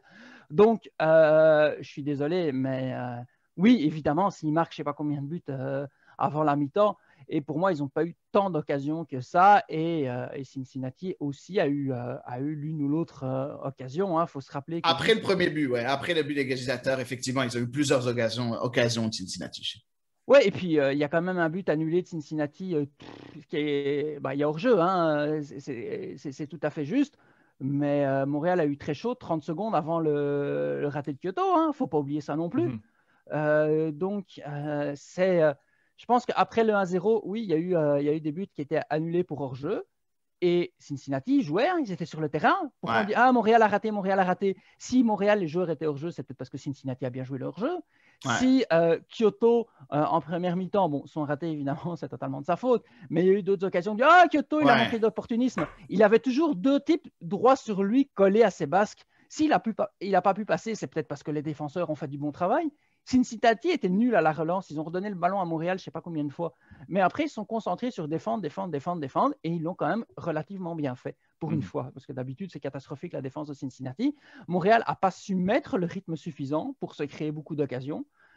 Et ça, je pense que c'est beaucoup plus embêtant que les occasions ratées. Et surtout, à 1-1, au lieu de se dire, mais on continue à jouer notre jeu, ils ont changé de stratégie, ils ont fait des changements, ils ont essayé ceci, ils ont essayé cela. Attends, tu es en développement. Si tu veux avoir confiance en ton système, avoir confiance en ce que tu fais, continue ce que tu fais d'habitude. Change un petit peu certains hommes qui vont peut-être apporter une dynamique différente, mais ne change pas tout comme ça a été fait hier parce que c'était méconnaissable.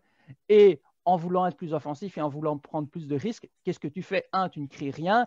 Et deux, tu n'es pas concentré au moment d'avoir un coup franc parce que souvent on dit un gardien qui fait une grosse erreur, c'est parce qu'il pense déjà à la relance au moment où il contrôle le ballon, il rate son contrôle et le ballon va dans le but où il se passe quelque chose. Je me demande à quel point sur le coup franc qui mène au 1-2, les joueurs de Montréal, ils ne pensaient pas déjà à repartir avant pour aller marquer leur but et finalement, ils ne se sont pas concentrés sur leur tâche défensive. Pas tout le monde, hein, mais il suffit de 1 ou 2 pour ça. Donc, je pense qu'il y a beaucoup de choses à mettre de l'avant avant de pointer du doigt les quelques occasions ratées qui sont finalement pas si nombreuses que ça. À part évidemment le gros raté de Kyoto, qui, s'il avait été marqué, ça aurait été 1-0, mais ça a été 1-0 un petit peu plus tard. Et qu'est-ce que Montréal a fait de ce 1-0? Rien. Bon, Je suis d'accord avec toi, on ne peut pas compter toutes les opportunités ratées comme des potentiels buts. Je comprends. Puis la dernière demi-heure du CF Montréal a été tout simplement catastrophique. Mais si Kyoto la met dedans à la 45e minute, on a carrément un autre demi, on a un autre match. Est-ce que CF Montréal va mieux se débrouiller? Je ne sais pas. Est-ce qu'on va être capable de créer un petit peu plus? Jusqu'à son but, Montréal a très bien joué, quand même. C'est vrai. Oui, effectivement. Et en fait, Nancy, ce qu'il a dit, je veux un peu appuyer ce que Étienne dit. Nancy a même dit lors de sa conférence de presse que le match aurait dû être plié dès la mi-temps. Et je suis complètement d'accord. Puis c'est là où je pense que Étienne voulait venir, c'est que ce manque d'opportunisme, si jamais Montréal avait marqué 2 ou 3 buts, parce qu'ils auraient pu marquer 2 ou 3 buts, à ce moment-là, on aurait eu un autre match complètement qui a complètement basculé du côté de Cincinnati après le premier but de Cincinnati. 2 ou 3 buts, mais il n'y a pas eu d'occasion pendant 40 minutes en première mi-temps. Il ne s'est rien passé pendant 40 minutes. Tu penses qu'ils vont marquer 2 ou 3 buts en 5 minutes? Il y a eu quand même 3 opportunités pour Kyoto. La première, on en a parlé. Les deux autres fois, et la première fois, c'est un arrêt du gardien. Et la deuxième fois, c'est quand 3 défenseurs se mettent sur Kyoto alors qu'il aurait pu donner une passe puis marquer. Il y a eu 3 occasions nettes, claires et nettes, je pense, pour Montréal lors de la première mi-temps. Après, je ne sais pas c'est à quelle minute, je n'ai pas regardé le temps à ce moment-là, mais il y a 3 occasions claires et nettes qui auraient pu faire mouche, je pense, pour Montréal. Étienne, je ne sais pas si tu... je pense que je suis d'accord avec Mathias dans l'optique qu'on ne peut pas attribuer la défaite du CF Montréal que sur les occasions ratées. On ne peut pas compter une opportunité comme un but. Je pense que c'était un mélange de beaucoup de facteurs. Celui-là en est un majeur à mon avis, mais c'est vrai que la deuxième mi-temps, surtout vers la fin du match, le CF Montréal n'a rien fait. C'est sur beaucoup de choses. Ce serait aussi facile de ne pas donner de crédit à Cincinnati. La défaite n'est pas attribuable qu'au raté de Kyoto. Je suis d'accord. C'est ça, c'est un 50-50 en fait.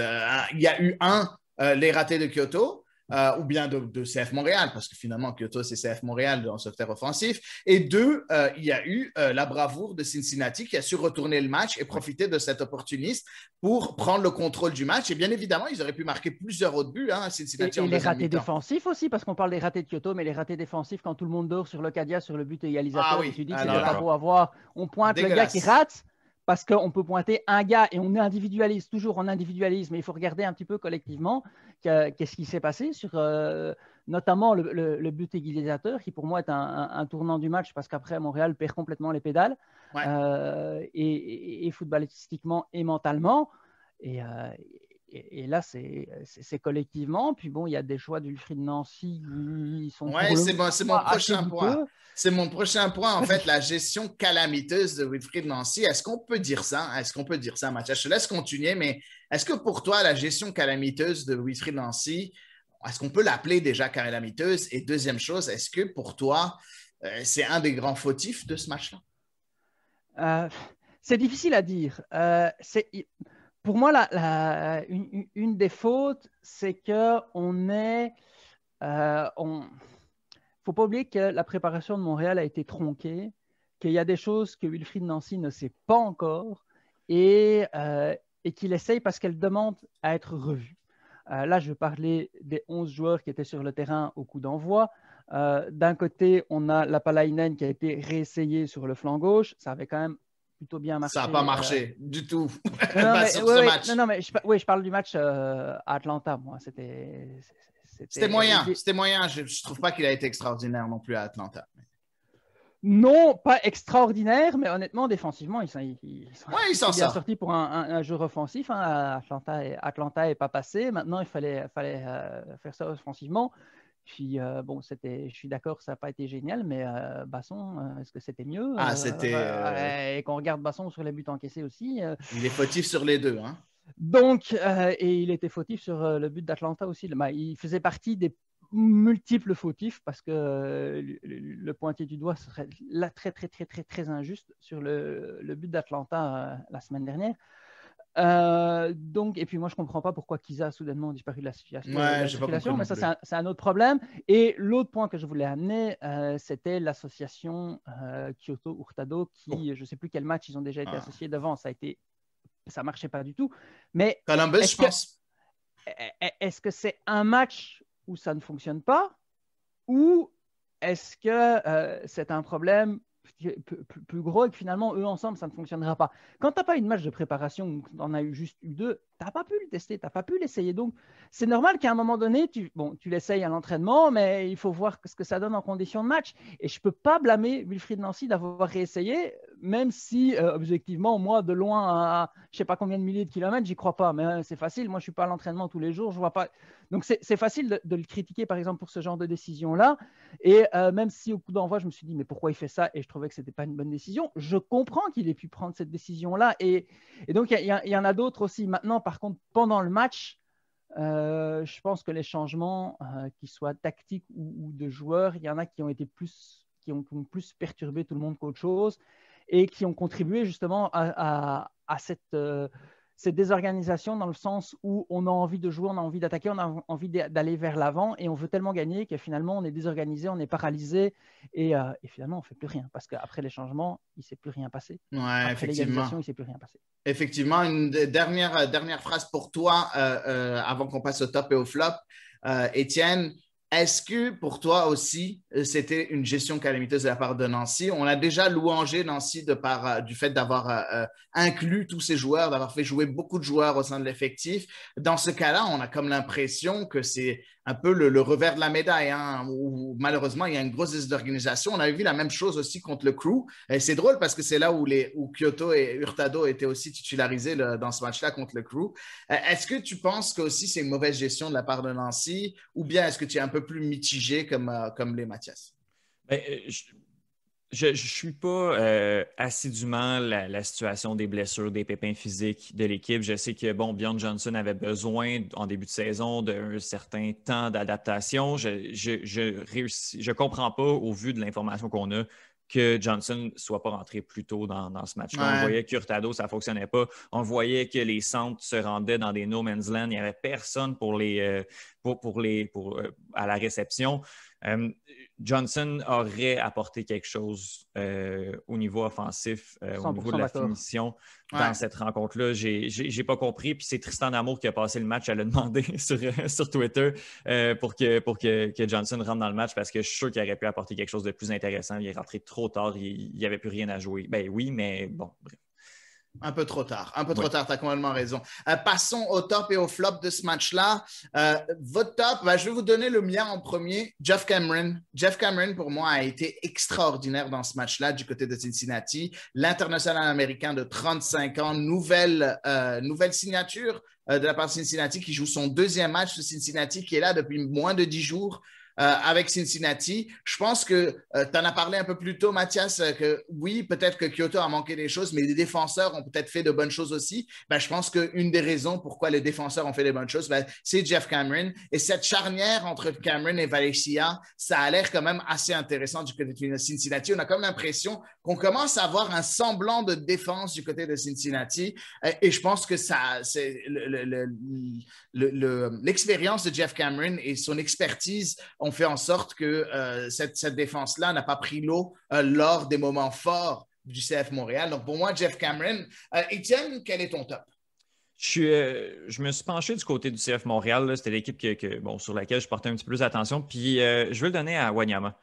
Excellent match. Ouais. Wanyama qui est, justement, oui, en relance, là, Cincinnati, c'était pas terrible, mais c'est aussi parce que, Wanyama a occupé un rôle de patron dans le milieu de terrain. Les attentes sont énormément élevées en ce joueur-là. Il arrive d'Angleterre. On le connaît déjà, on connaît bien Wanyama, mais son statut de joueur désigné fait en sorte qu'on veut qu'il en marque 10 par saison.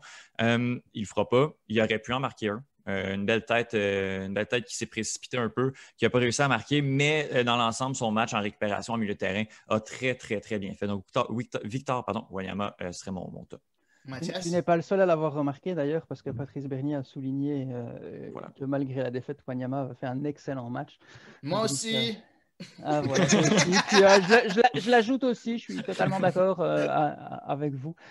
Mais bon, Patrice Bernier est quand même l'ancien entraîneur adjoint de Montréal, et puis il a plus de lettres de noblesse que nous trois réunis. Le capitaine de notre cœur, Patrice Bernier, bien évidemment. Et je te rejoins pour Cameron a dit, je trouve qu'il a fait un excellent match. Et je soulignerais aussi, il faut qu'on donne chacun un nom différent, le gardien de Cincinnati, Kenneth Vermeer, comme ça en plus on pourra dire son nom de façon correcte. Parce que, tu peux le redire que je Kenneth m'habitue. Vermeer. Ok. C'est pas un anglophone, pourquoi prononcer son nom à l'anglaise à moins d'être colonisé par l'anglais? Je ne comprends pas, mais bon, ça c'est un autre problème dont on reparlera dans une émission sur la langue au Québec. Une émission politique. Mais oui, non, le gardien a quand même fait pas des grosses parades, il n'a pas été spectaculaire, mais il a quand même été bien là. Par exemple, tout à l'heure, tu parlais de l'occasion ratée de Wanyama. Faut quand même souligner que Vermeer était là déjà pour fermer la porte. Alors que c'est un défenseur qui avait remis le ballon au deuxième poteau, on ne sait pas quoi. Moi, je pensais que c'était Struna qui était là, qui avait fait une remise parfaite à Wanyama. Puis je revois l'action au ralenti, je fais non, un beau cadeau. Il fait cette superbe passe que Wanyama attendait d'ailleurs. Je pensais que c'était juste un équipier qui allait lui donner, mais bon, peu importe.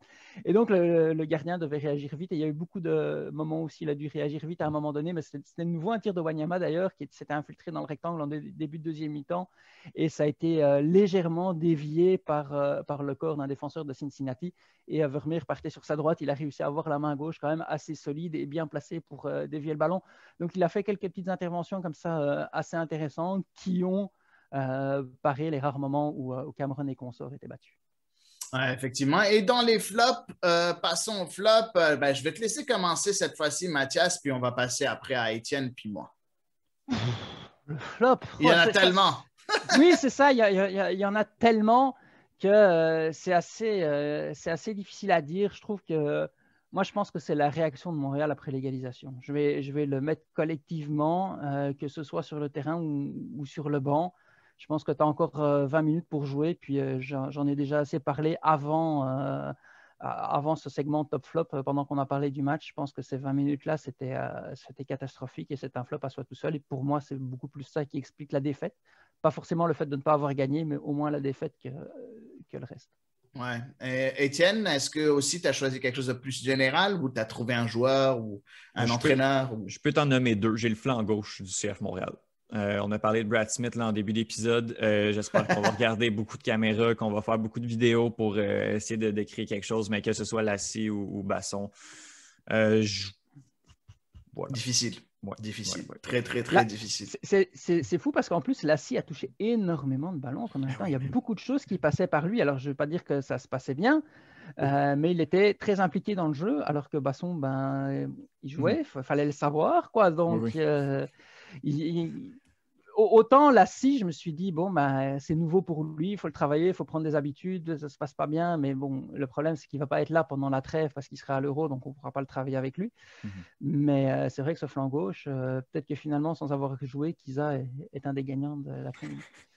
En tout cas, on ne sait pas s'il sera à l'Euro. Hein. C'est une liste préliminaire dans laquelle il est, donc on ne sait pas encore. Et ils ont nommé 26 joueurs, mais il y en a 4 autres qui viennent rejoindre, dont Jukka Raitala, Robin Lod de Minnesota qui vont venir rejoindre. Est-ce que Lassie sera un des 4 retranchés ou non?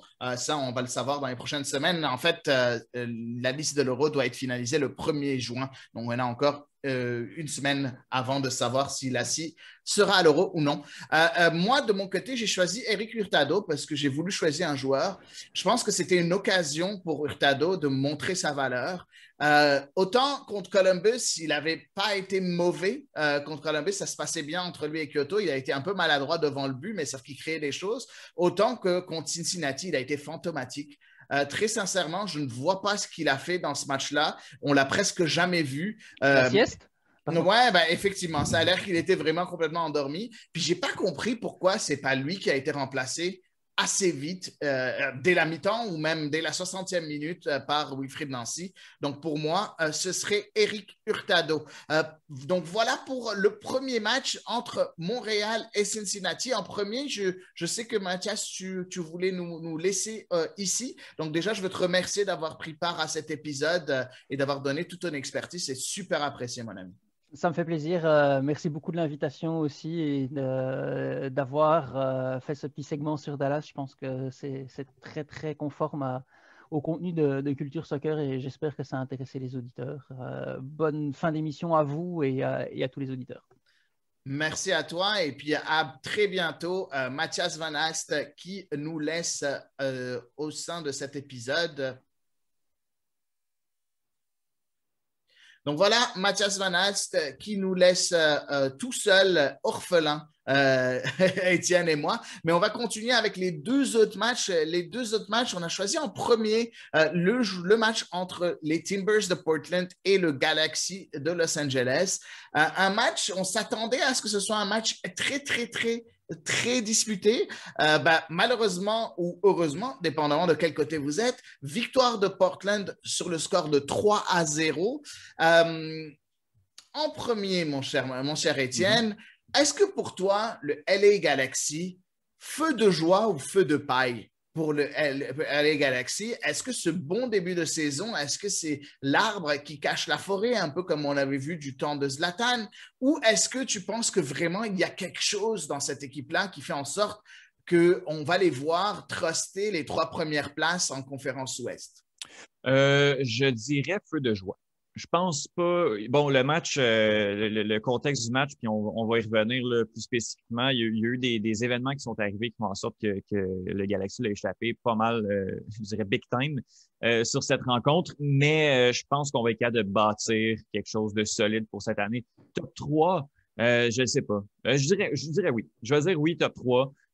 Est-ce que bon, on va peut-être glisser un peu au classement? Oui. On va faire les séries? Oui.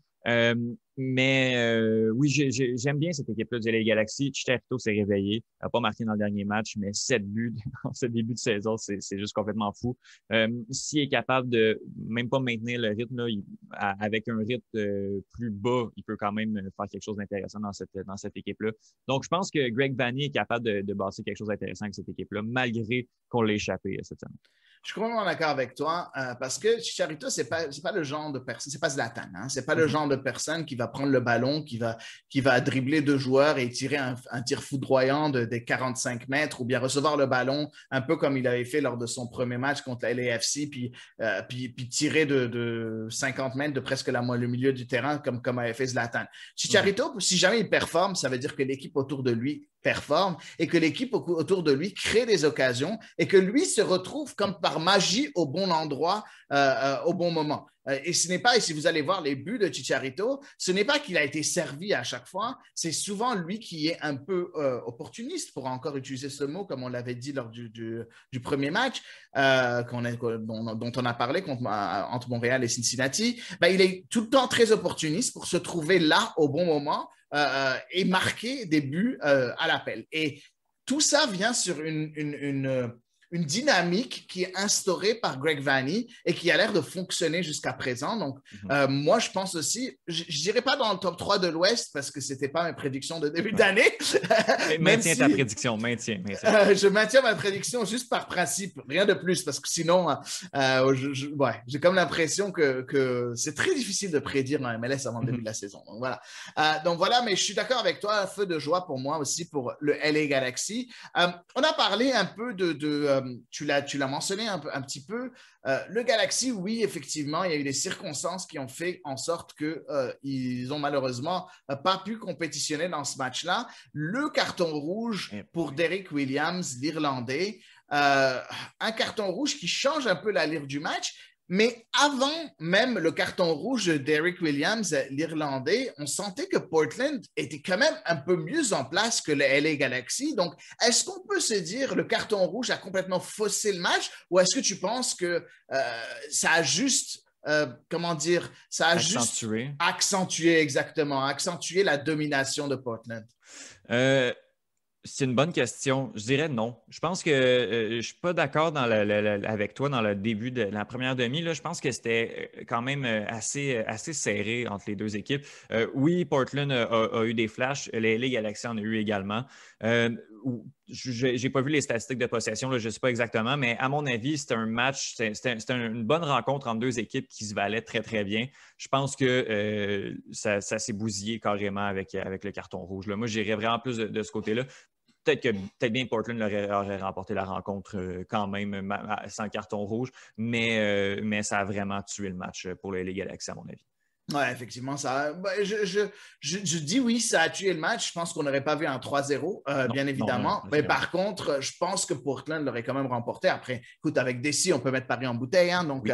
On va pas rentrer là-dedans, mais. En tout cas, je pense que Portland était bien en place. Il faut dire aussi que Portland se devait de remporter ce match-là pour ne pas créer encore un gouffre insurmontable entre la franchise des Timbers et le reste du peloton devant. Avec cette victoire, Portland remonte au classement en la conférence Ouest. Classement complètement anecdotique encore. On est trop tôt au début de la saison encore pour que le classement soit important. Mais n'empêche, Portland se retrouve avec 9 points. Ils sont quand même loin de Seattle, leur rival de toujours. Mais n'empêche, on sent que Portland, là, on a comme l'impression que c'est un lion qui s'est réveillé, non? Oui, je pense que c'est le match parfait pour se relancer. Justement, début de saison, pas difficile, mais pas parfait non plus. Un beau 3-0, un substitut, une arrivée qui vient marquer 2 buts également. Je pense qu'on a quelque chose sur lequel bâtir de cette équipe-là de Portland. Enfin, pour ce début de saison, c'est juste une belle victoire morale, en plus d'être une victoire théorique et pratique sur le terrain. Je pense qu'on peut bâtir là-dessus cette semaine puis continuer sur le reste de la saison. Sur cette lancée-là. Exactement. Et puis, parlons un peu du réveil du buteur chilien Felipe Mora qui marque son doublé. Parlons un peu de sa performance, mais aussi, j'aimerais qu'on mentionne un petit truc. Diego Valeri qui prend le penalty pour marquer le 3-0. Très sincèrement, la première réaction que j'ai eue, c'est quel égoïste. Pourquoi ne pas avoir donné le ballon à Felipe Mora pour qu'il marque son coup du chapeau, son hat-trick ou quelle que soit la façon dont vous voulez l'appeler, son triplé. Il y a tellement d'appellations pour 3 buts dans un match. Moi, je dis coup de chapeau. Donc, voilà, le coup de chapeau de Felipe Mora. Est-ce que toi aussi, ça t'a étonné ou pas vraiment? Mais c'est vrai que je trouve ça tout le temps bizarre là, quand il y a un joueur qui a 2 buts, qui est encore sur le terrain, qui prend marquer un 3e, puis bon, que c'est le tireur désigné qui continue à le marquer quand même. Après ça, on ne sait pas, on n'est pas dans les vestiaires non plus, on ne sait pas c'est quoi les discussions d'équipe. Chaque équipe a son protocole de pénaux, on ne sait pas trop. Valérie aurait pu le donner. Est-ce qu'il y avait une raison particulière pourquoi il ne l'a pas donné? Je ne sais pas exactement. Tant qu'on ne voit pas de chicane, moi, c'est une des affaires que je trouve les plus débiles, là, de voir des chicanes pour qui va tirer le pénal au niveau professionnel. Ouais. Tant qu'on les voit pas. Là. Ah ouais, je trouve ça hallucinant.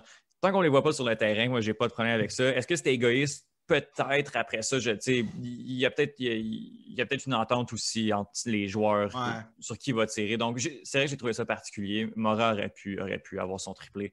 Mais bon. Valérie a fait 3-0. J'en ai parlé durant le match un peu avec la personne qui s'occupe du compte Twitter de Portland et il m'a dit, écoute, c'est peut-être aussi pour aider un peu Valérie à retrouver un peu confiance parce que ça a été difficile un peu pour lui depuis le début de la saison. Donc peut-être aussi c'est pour donner confiance, un peu de confiance à Valérie. Bon, bref, moi très sincèrement, j'aurais donné le coup du chapeau et je pense que Valérie a été très content. Mais ça, c'est mon point de vue à moi. Est-ce que Felipe Mora, et je veux parler encore de lui parce que très sérieusement, c'est un doublé. Ce n'est pas un joueur qu'on attend en tant que goléador du côté des Timbers. Il ne faut pas oublier que Nies Goda est blessé, que Sébastien Blanco, qui joue sur l'aile, est blessé aussi. Il y a quand même de grosses blessures du côté de Portland. Mais est-ce que Felipe Mora peut devenir un peu ce goléador du côté des Timbers, selon toi? C'est une bonne question. On a déjà quand même beaucoup d'éléments offensifs, de canons offensifs du côté des Timbers. Je le vois beaucoup comme un super sub, mais un super sub très talentueux. Un gars qui va rentrer du banc, mais qui a énormément de talent. Après ça, est-ce qu'il va commencer des matchs? Je pense que oui. Je pense que ces 2 buts, il les a mérités. Ce n'est pas des coups de chance. C'est 2 très beaux buts de la tête également. Mais je ne sais pas. Je pense que du côté des Timbers, on a vraiment une hiérarchie quand même assez installée. Est-ce qu'il peut venir brouiller les cartes? Je pense que oui, mais je le vois vraiment plus comme un joker de luxe dans cette équipe-là. Parfait. Et du côté du Galaxy, un petit sujet par rapport à ça, à part le fait qu'on va parler, je suppose qu'on va parler de Derrick Williams un peu plus tard. Qu'est-ce que tu peux me dire un peu sur la façon dont le Galaxy s'est débrouillé à 10 contre 11? Est-ce que tu t'attendais à plus? Parce que, écoute, je comprends que c'est une équipe qui n'a pas eu de bonne saison dans les dernières années, mais j'ai comme l'impression que ce carton rouge-là a fait ressortir un peu ce genre de manque de confiance, ce genre de manque de stabilité au sein de cette équipe, parce qu'on a déjà vu souvent des équipes qui jouent à 10 contre 11, qui un peu se révoltent et finissent quand même par disputer un très bon match. Ça n'a pas été le cas par le Galaxy. Est-ce que tu penses que c'est mental surtout?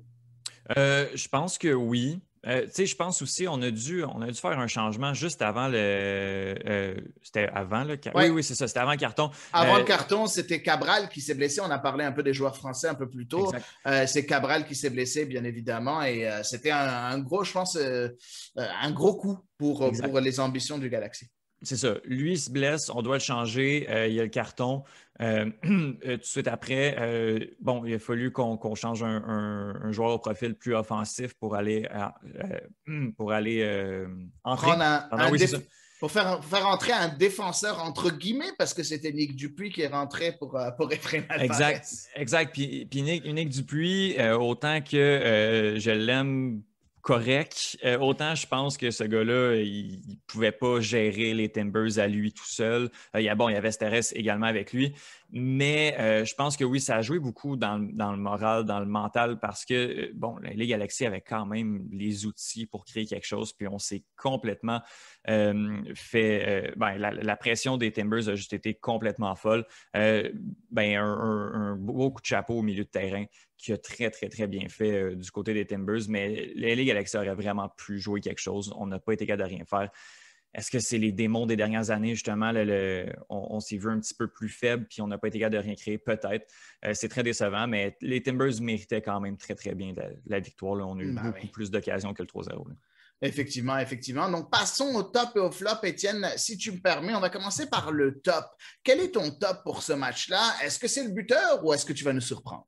Bien, justement, je voulais aller un peu ailleurs en ne sachant pas trop. Je suis allé avec le défenseur latéral droit des Timbers, José Carlos Van Rankin, que j'ai beaucoup aimé, qui vient d'arriver avec cette équipe-là en prêt du Chivas au Mexique. J'ai vraiment aimé son match, justement, a aidé beaucoup à garder la pression du côté du terrain du LA Galaxy, mais une passe décisive sur un des buts. Premier but. Exactement, de Mora. Donc voilà, je voulais y aller un peu différemment. Puis une nouvelle arrivée, là, le Mexicain latéral droit qui fait très, très bien. Donc José Carlos Van Rankin, c'est mon top pour cette rencontre.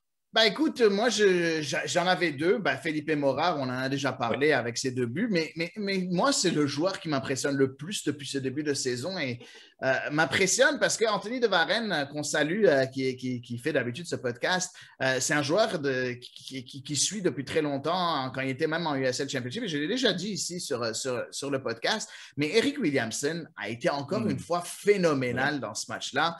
Ça a été, peut-être sa prestation n'a pas été aussi importante que lors du match précédent où il avait donné 2 passes décisives dans le match précédent. Mais encore une fois, on a l'impression que ce joueur-là, c'est fini. Il est devenu le patron du milieu de terrain, prenant un peu la place de Diego Chara, qui était pas là durant ce match-là. Donc, voilà, pour moi, Eric Williamson est le top de ce match-là pour Portland. Eric Williamson. Passons au flop, mon ami Étienne. Qui est ton flop? Moi, je vais donner le mien en premier et je vais l'appeler le karatéka irlandais d'Eric Williams. Très, très sérieusement, qu'est-ce qui te passe par la tête pour faire ce geste? Je ne comprends pas. C'est vraiment un geste qu'on verrait plutôt sur un tatami ou ce que vous voulez l'appeler, un tapis de sol dans le sport de combat. Mais ce n'est pas normal de voir un joueur qui avait quand même bien fait depuis le début de la saison, mais perdre les pédales comme ça, pour moi, c'est inadmissible et pour moi, c'est le flop. oui, je suis peu original, mais je pense que quand c'est flagrant comme ça, on ne peut pas passer à côté. Est-ce que tu es d'accord avec moi ou tu as choisi un autre flop toi aussi, Étienne? Ah ben, j'essaie de regarder autre chose, puis on ne peut pas le donner à quelqu'un d'autre que Derrick Williams. Cette faute-là est complètement... J'espère qu'il va se prendre des matchs de suspension Au moins en 5. arrière. Ah, c'est Au moins hallucinant. 5. Je ne comprends pas ce qui s'est passé. A complètement a chargé son adversaire. Tu sais, des fois, il y a des cartons rouges où on va à la VAR, où l'arbitre a besoin d'une petite seconde de réflexion. Ça n'a pas été le cas. Ou bien c'est accidentel, ça arrive des fois où tu fais quelque chose, tu marches sur la cheville de quelqu'un, oui, ça arrive parce que tu es en train de courir, oui, tu vas avoir un rouge, et c'est grave, oui, mais sauf que c'est accidentel. Non, mais là, oublie ça, c'est dégueulasse, ça n'a aucun sens, c'était complètement dangereux, notamment le joueur qui a été blessé, qui est parti sur blessure. Je ne sais pas justement son état de santé, s'il va être capable de revenir rapidement, mais c'est un geste complètement dangereux et qui mérite d'être sanctionné pour plus qu'une rencontre. Le Derrick Williams qui a bousillé le match de son équipe et qui a fait quelque chose de complètement dangereux et répréhensible. Ben, c'est ça, en fait, c'est Andy Polo qui est sorti du match et qui a été remplacé par Felipe Mora, en fait, qui finalement a lui marqué. Pour un bien, mais quand même. Là. Voilà, c'est ça, donc effectivement. Donc voilà pour ce match-là entre Portland et le Galaxy. On passe au troisième et dernier match qu'on a suivi pour cette semaine. Ben, c'est le match entre le Révolution de la Nouvelle-Angleterre et les Red Bulls de New York. Un match qui s'est vu soldé par la victoire du Révolution sur le score de 3-1. Un match aussi qui a été entaché par un carton rouge, lui aussi. Pourtant, les Red Bulls avaient bien commencé. Ils avaient bien commencé par un but de Andrés Reyes. Premier match sous les couleurs des Red Bulls.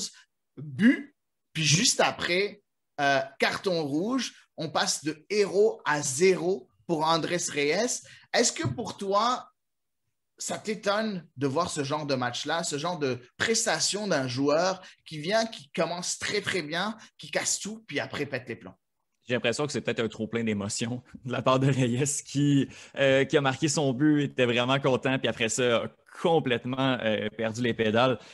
Même le premier jaune, je comprends que tu donnes un carton jaune là-dessus. Jaune orangé, il faut dire. Et là, tu sais, c'était vraiment volontaire de pousser son adversaire en dehors du terrain. Il est tombé justement quasiment à pleine face. Ça aurait pu être très dangereux. Puis après ça, on dirait qu'il l'a cherché. C'était hallucinant. On s'en va chercher un autre carton jaune 6 minutes plus tard. Un jaune qui aurait pu être un rouge également. Deuxième jaune, carton rouge. Le but, c'est peut-être ça. C'est peut-être qu'il s'est laissé emporter un peu par l'émotion de son but, par tout ce qui se passait autour de lui. Mais c'était vraiment bizarre. J'ai marqué les matchs se suivent et se ressemblent dans mes notes. Je me suis dit qu'on aurait pu commenter les deux dernières rencontres, les deux rencontres qu'on a fait en même temps, étant donné que les physionomies du match se ressemblent beaucoup. Mais Reyes, à l'instar de Williams, a complètement bousillé le match de son équipe. Ouais, mais bon, après, c'était pas non plus... on ne peut pas comparer les deux cartons rouges, hein, parce que Williams, c'était quand même du n'importe quoi. Après, bon, Reyes, juste une petite stat que j'ai trouvé quand même assez intéressant, c'est Étienne, et je pense que c'est quand même intéressant de le partager avec nos auditeurs. Andrés Reyes, dans son dernier match, avant ce match-là, il jouait sous les couleurs de Inter Miami. Et il a eu un carton rouge. Puis là, pour son premier match avec les Red Bulls, il a un carton rouge. Donc, monsieur, il va falloir que tu contrôles tes émotions ou bien que tu arrêtes d'avoir des dates Tinder partout où tu vas parce que ça a l'air qu'il y avait un date Tinder à Boston, notre ami Andrés Reyes durant ce match. Ah ouais, OK. Donc, un petit extra sportif, un petit enjeu extra sportif ici. Là. Mais 21 ans quand même, il va falloir qu'il se calme. Tu as raison parce que bon, si ça continue comme ça va être extrêmement complexe. Là. En tout cas, c'est des blagues, bien évidemment, mais bon, c'est un bon joueur, mais je pense que, comme tu l'as dit, il faut qu'il se calme, il faut trouver un moyen de le calmer pour qu'il puisse devenir une pièce importante, parce qu'on le voit que physiquement, c'est quelqu'un qui fait du sens, dans les duels, il fait du sens. Après, il a un peu le sang un peu trop chaud, comme beaucoup de latino-américains, donc le Colombien est un peu trop chaud, il va falloir un peu se calmer. Passons après à une autre partie qui est la puissance du Révolution de la Nouvelle-Angleterre.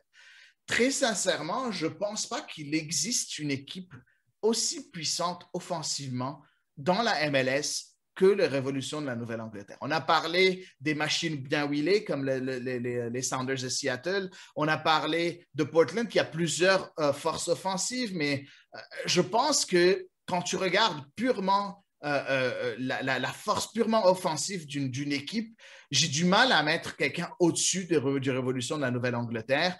On a vu un excellent but de Tajan Buchanan, l'international canadien. On a vu un Gustavo Bou retrouvé. Sur le banc, tu as un Polonais, Adam Buksa, qui arrive, qui peut faire la différence.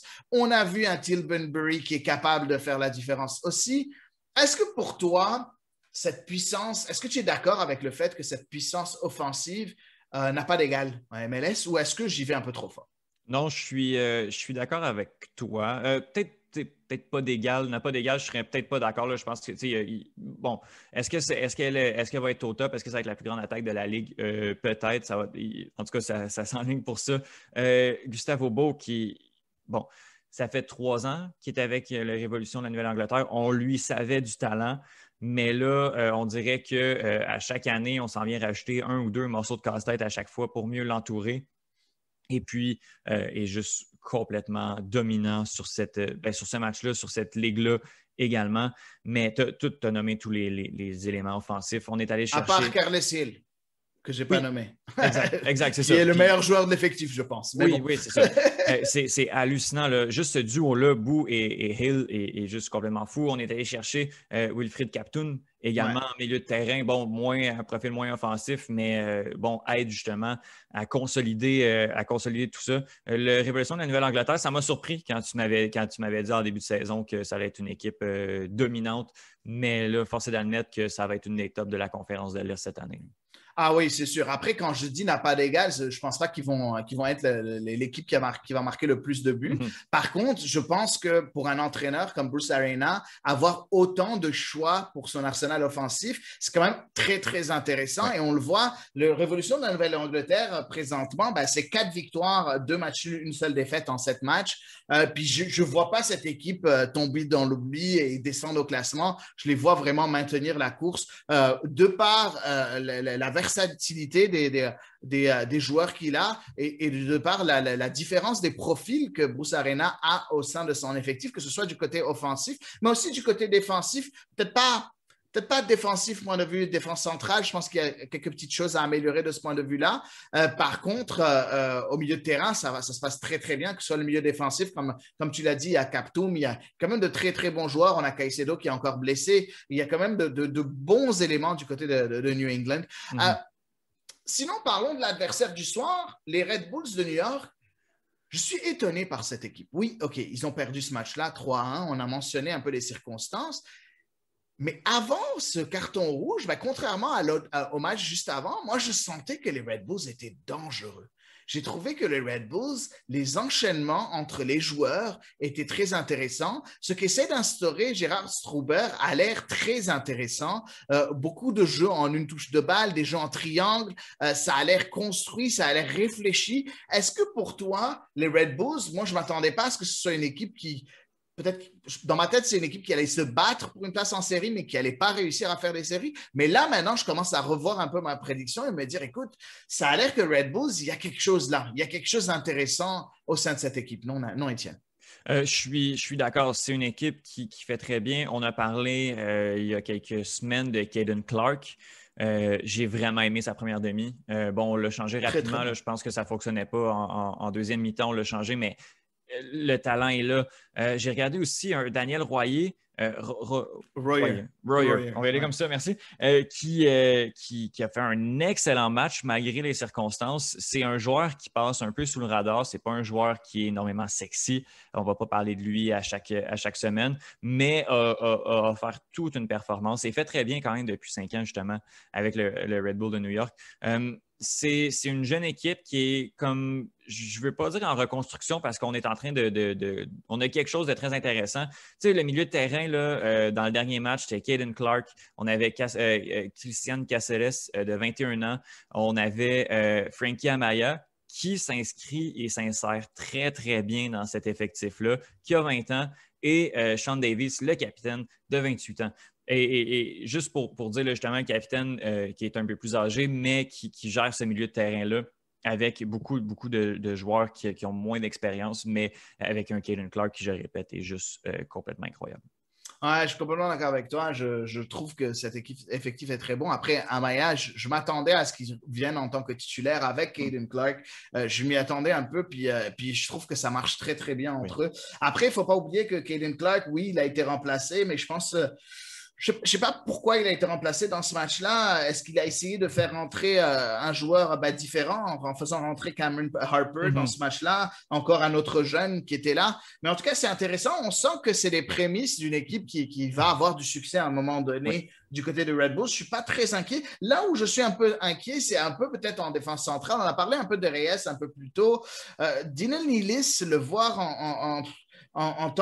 Sean Ellis, voir en tant que défenseur central, je suis pas trop convaincu encore par Sean Ellis. Je pense que si jamais il y a un endroit où ils doivent s'améliorer, c'est un peu dans ce secteur-là, du côté de la défense centrale, mais on voit que du côté de Struber, ça a l'air de bien marcher et de bien fonctionner. Je pense que c'est une équipe qui va donner du fil à retordre à plusieurs équipes dans l'Est et en MLS en tant que telle. Donc, on verra ce que ça va donner de ce point de vue-là. Il faut dire que la blessure d'Aaron Long aide vraiment pas cette charnière centrale-là. Je pense que Nealis est là en remplacement. Je pense qu'on voulait y aller avec une charnière centrale Long et Reyes. Mais là, la semaine prochaine, il va falloir arriver avec autre chose parce que les deux joueurs vont être indisponibles. Je pense que les Red Bulls sont très contents que le marché des transferts n'est pas encore fermé. Ils ferment le 1er juin, en tout cas, ce marché des transferts, donc plus que 8 jours avant que ça ferme. Je pense qu'il faudrait qu'ils recrutent en défense centrale parce que Aaron Long est out pour toute la saison. Donc, il ne sera pas disponible pour toute la saison pour Gerhard Struber. Gros coup dur, mais je pense qu'ils n'ont pas le choix maintenant que de recruter à ce poste-là parce que ce sera trop mince sinon. Donc, voilà pour ce match-là. Une domination après le carton rouge, quand même une bonne domination. J'aimerais parler un peu des buts. Du Révolution de la Nouvelle-Angleterre. Je veux parler des buts parce que je trouve que c'est très représentatif de ce qu'on voit du côté de New England. On a parlé un peu de la force et de l'arsenal un peu offensif. Je vais vous donner quelques exemples. Si vous regardez un peu le premier but, c'est une passe en profondeur de la part de Traustason, l'Islandais, le latéral gauche islandais qui donne en profondeur pour Gustavo Bou. Donc là, on est en train de jouer en transition. Juste après, on voit un exploit individuel de la part de Tajon Buchanan, aussi sur une passe de Traustason, qui d'autre. Et enfin, à la fin, on voit de nouveau une très belle construction pour un but de Adam Buksa sur une passe de Gustavo Bou. Ça prouve que les Reds peuvent te punir de différentes façons, non, Étienne? Je suis complètement d'accord. Je me suis noté, on pourrait, j'espère que Kyoto va regarder le but de Buksa parce qu'il est très, très, très similaire à son raté. Puis tu l'as dit en début de segment sur l'équipe, c'est une équipe qui, offensivement, a beaucoup d'armes différentes, a beaucoup d'options, que ce soit justement en création, en transition rapide. On a tout plein de joueurs qui peuvent justement s'adapter à toutes sortes de situations, ce qui fait que le Revolution de la Nouvelle-Angleterre est dangereux sur toutes les phases, est dangereux partout. C'est ce qui fait justement que c'est une des grandes puissances cette année. Effectivement. Donc, passons au top et au flop dans ce match-là. Ton top, Étienne Boutillier, quel est ton top pour ce match-là? Je l'ai dit tantôt, là, mais Gustavo Bou, moi, je le trouve tellement dominant. J'aime cet attaquant qui fait très, très bien. Je l'ai dit, on l'entoure tranquillement. Lui et Hill, ça va être un des bons duos de la saison, un des excellents duos offensifs. Et justement, plus qu'on entoure ce joueur-là, plus qu'il peut faire de grandes et belles choses. Donc, Gustavo Bou, c'est mon top dans cette rencontre. Ouais, et on le voyait l'année passée, il avait tendance à un peu trop tirer de loin, un peu trop être personnel. Là, on le voit un peu moins dans cet effectif-là. Il faut dire aussi qu'on a comme l'impression que ça clique un peu mieux entre les différentes parties au sein de cet effectif. Donc, complètement d'accord avec ton choix. J'aurais pu choisir Beau, j'aurais pu choisir Gill, qui, même si jamais il n'a pas été décisif, parce qu'il n'a pas donné de passe décisive, il n'a pas marqué de but, il a été très, très bon dans ce match-là, vraiment de toutes les bonnes actions. Mais j'ai envie de le donner au latéral gauche, Traustason, l'Islandais, qui petit à petit quand même prend ses marques au sein de cet effectif-là. C'est un nouveau venu qui quand même est très, très, très intéressant sur son flanc gauche, tant offensivement que défensivement. Dans ce match-là, on l'a vu offensivement, mais défensivement, il n'est pas mauvais non plus. Donc, un bon match pour Traustason, je pense, au sein de la défense du côté du Révolution de la Nouvelle-Angleterre. On passe au flop. Je vais donner le mien en premier et je vais le donner au latéral droit des Red Bulls de New York, Kyle Duncan. Pour moi, Kyle Duncan, c'est un des joueurs qui était supposé survoler la MLS cette année. C'était supposé être un des joueurs sur lequel Struber pouvait vraiment beaucoup compter. Malheureusement, dans ce match-là, je ne l'ai juste pas vu. J'ai presque oublié qu'il jouait dans ce match-là. Kyle Duncan, pour moi, était vraiment fantomatique dans ce match-là. Je m'attends à beaucoup, beaucoup plus. C'est d'habitude un latéral droit, il a joué à gauche dans ce match-là, donc peut-être pour ça qu'on l'a moins vu. Mais très, très, très, très, très déçu par la prestation de Kyle Duncan. Bien d'accord, 100%. Et quel est ton flop? Est-ce que, Adi, tu savais que Patrick Klimala a joué une demi du côté du Red Bull de New York? Oui, j'ai su en fait qu'il est rentré parce que je l'ai vu lors du remplacement, mais après, il était jamais là. Hein. Rien apporté. C'est théoriquement une grande acquisition pour le Red Bull de New York. Bon, le contexte faisait en sorte que c'est extrêmement difficile. Là. Je ne veux pas dire que c'est un flop sur la saison, mais je m'attendais à un petit peu plus de cet attaquant-là qui, malheureusement, a rien fait, a été fantomatique pendant toute la deuxième demi. Et aussi, bon, à de plus petite mesure, Cameron Harper, qui est du Celtic également en prêt, et je crois qu'il est en prêt, qui a été échangé pour Caden Clark. Et je m'attendais à un petit peu plus. J'ai été un peu déçu de ces deux joueurs-là qui viennent d'Écosse avec le Red Bull de New York.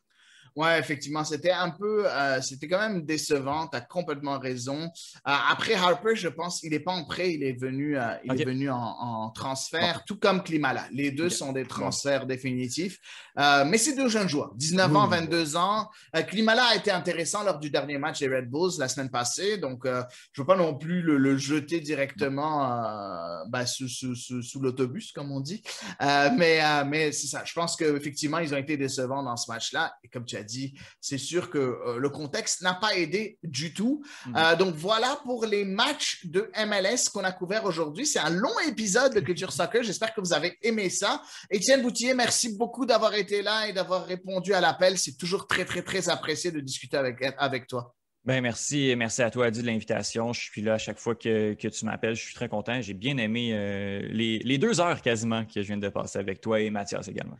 Ouais, ben c'est un long épisode. J'espère que vous aimez ça. Moi, je vais vous remercier à tous d'être aussi fidèles dans le podcast, envers le podcast de Culture Soccer. Et je vais vous dire à la semaine prochaine pour un nouvel épisode. Plein de belles surprises.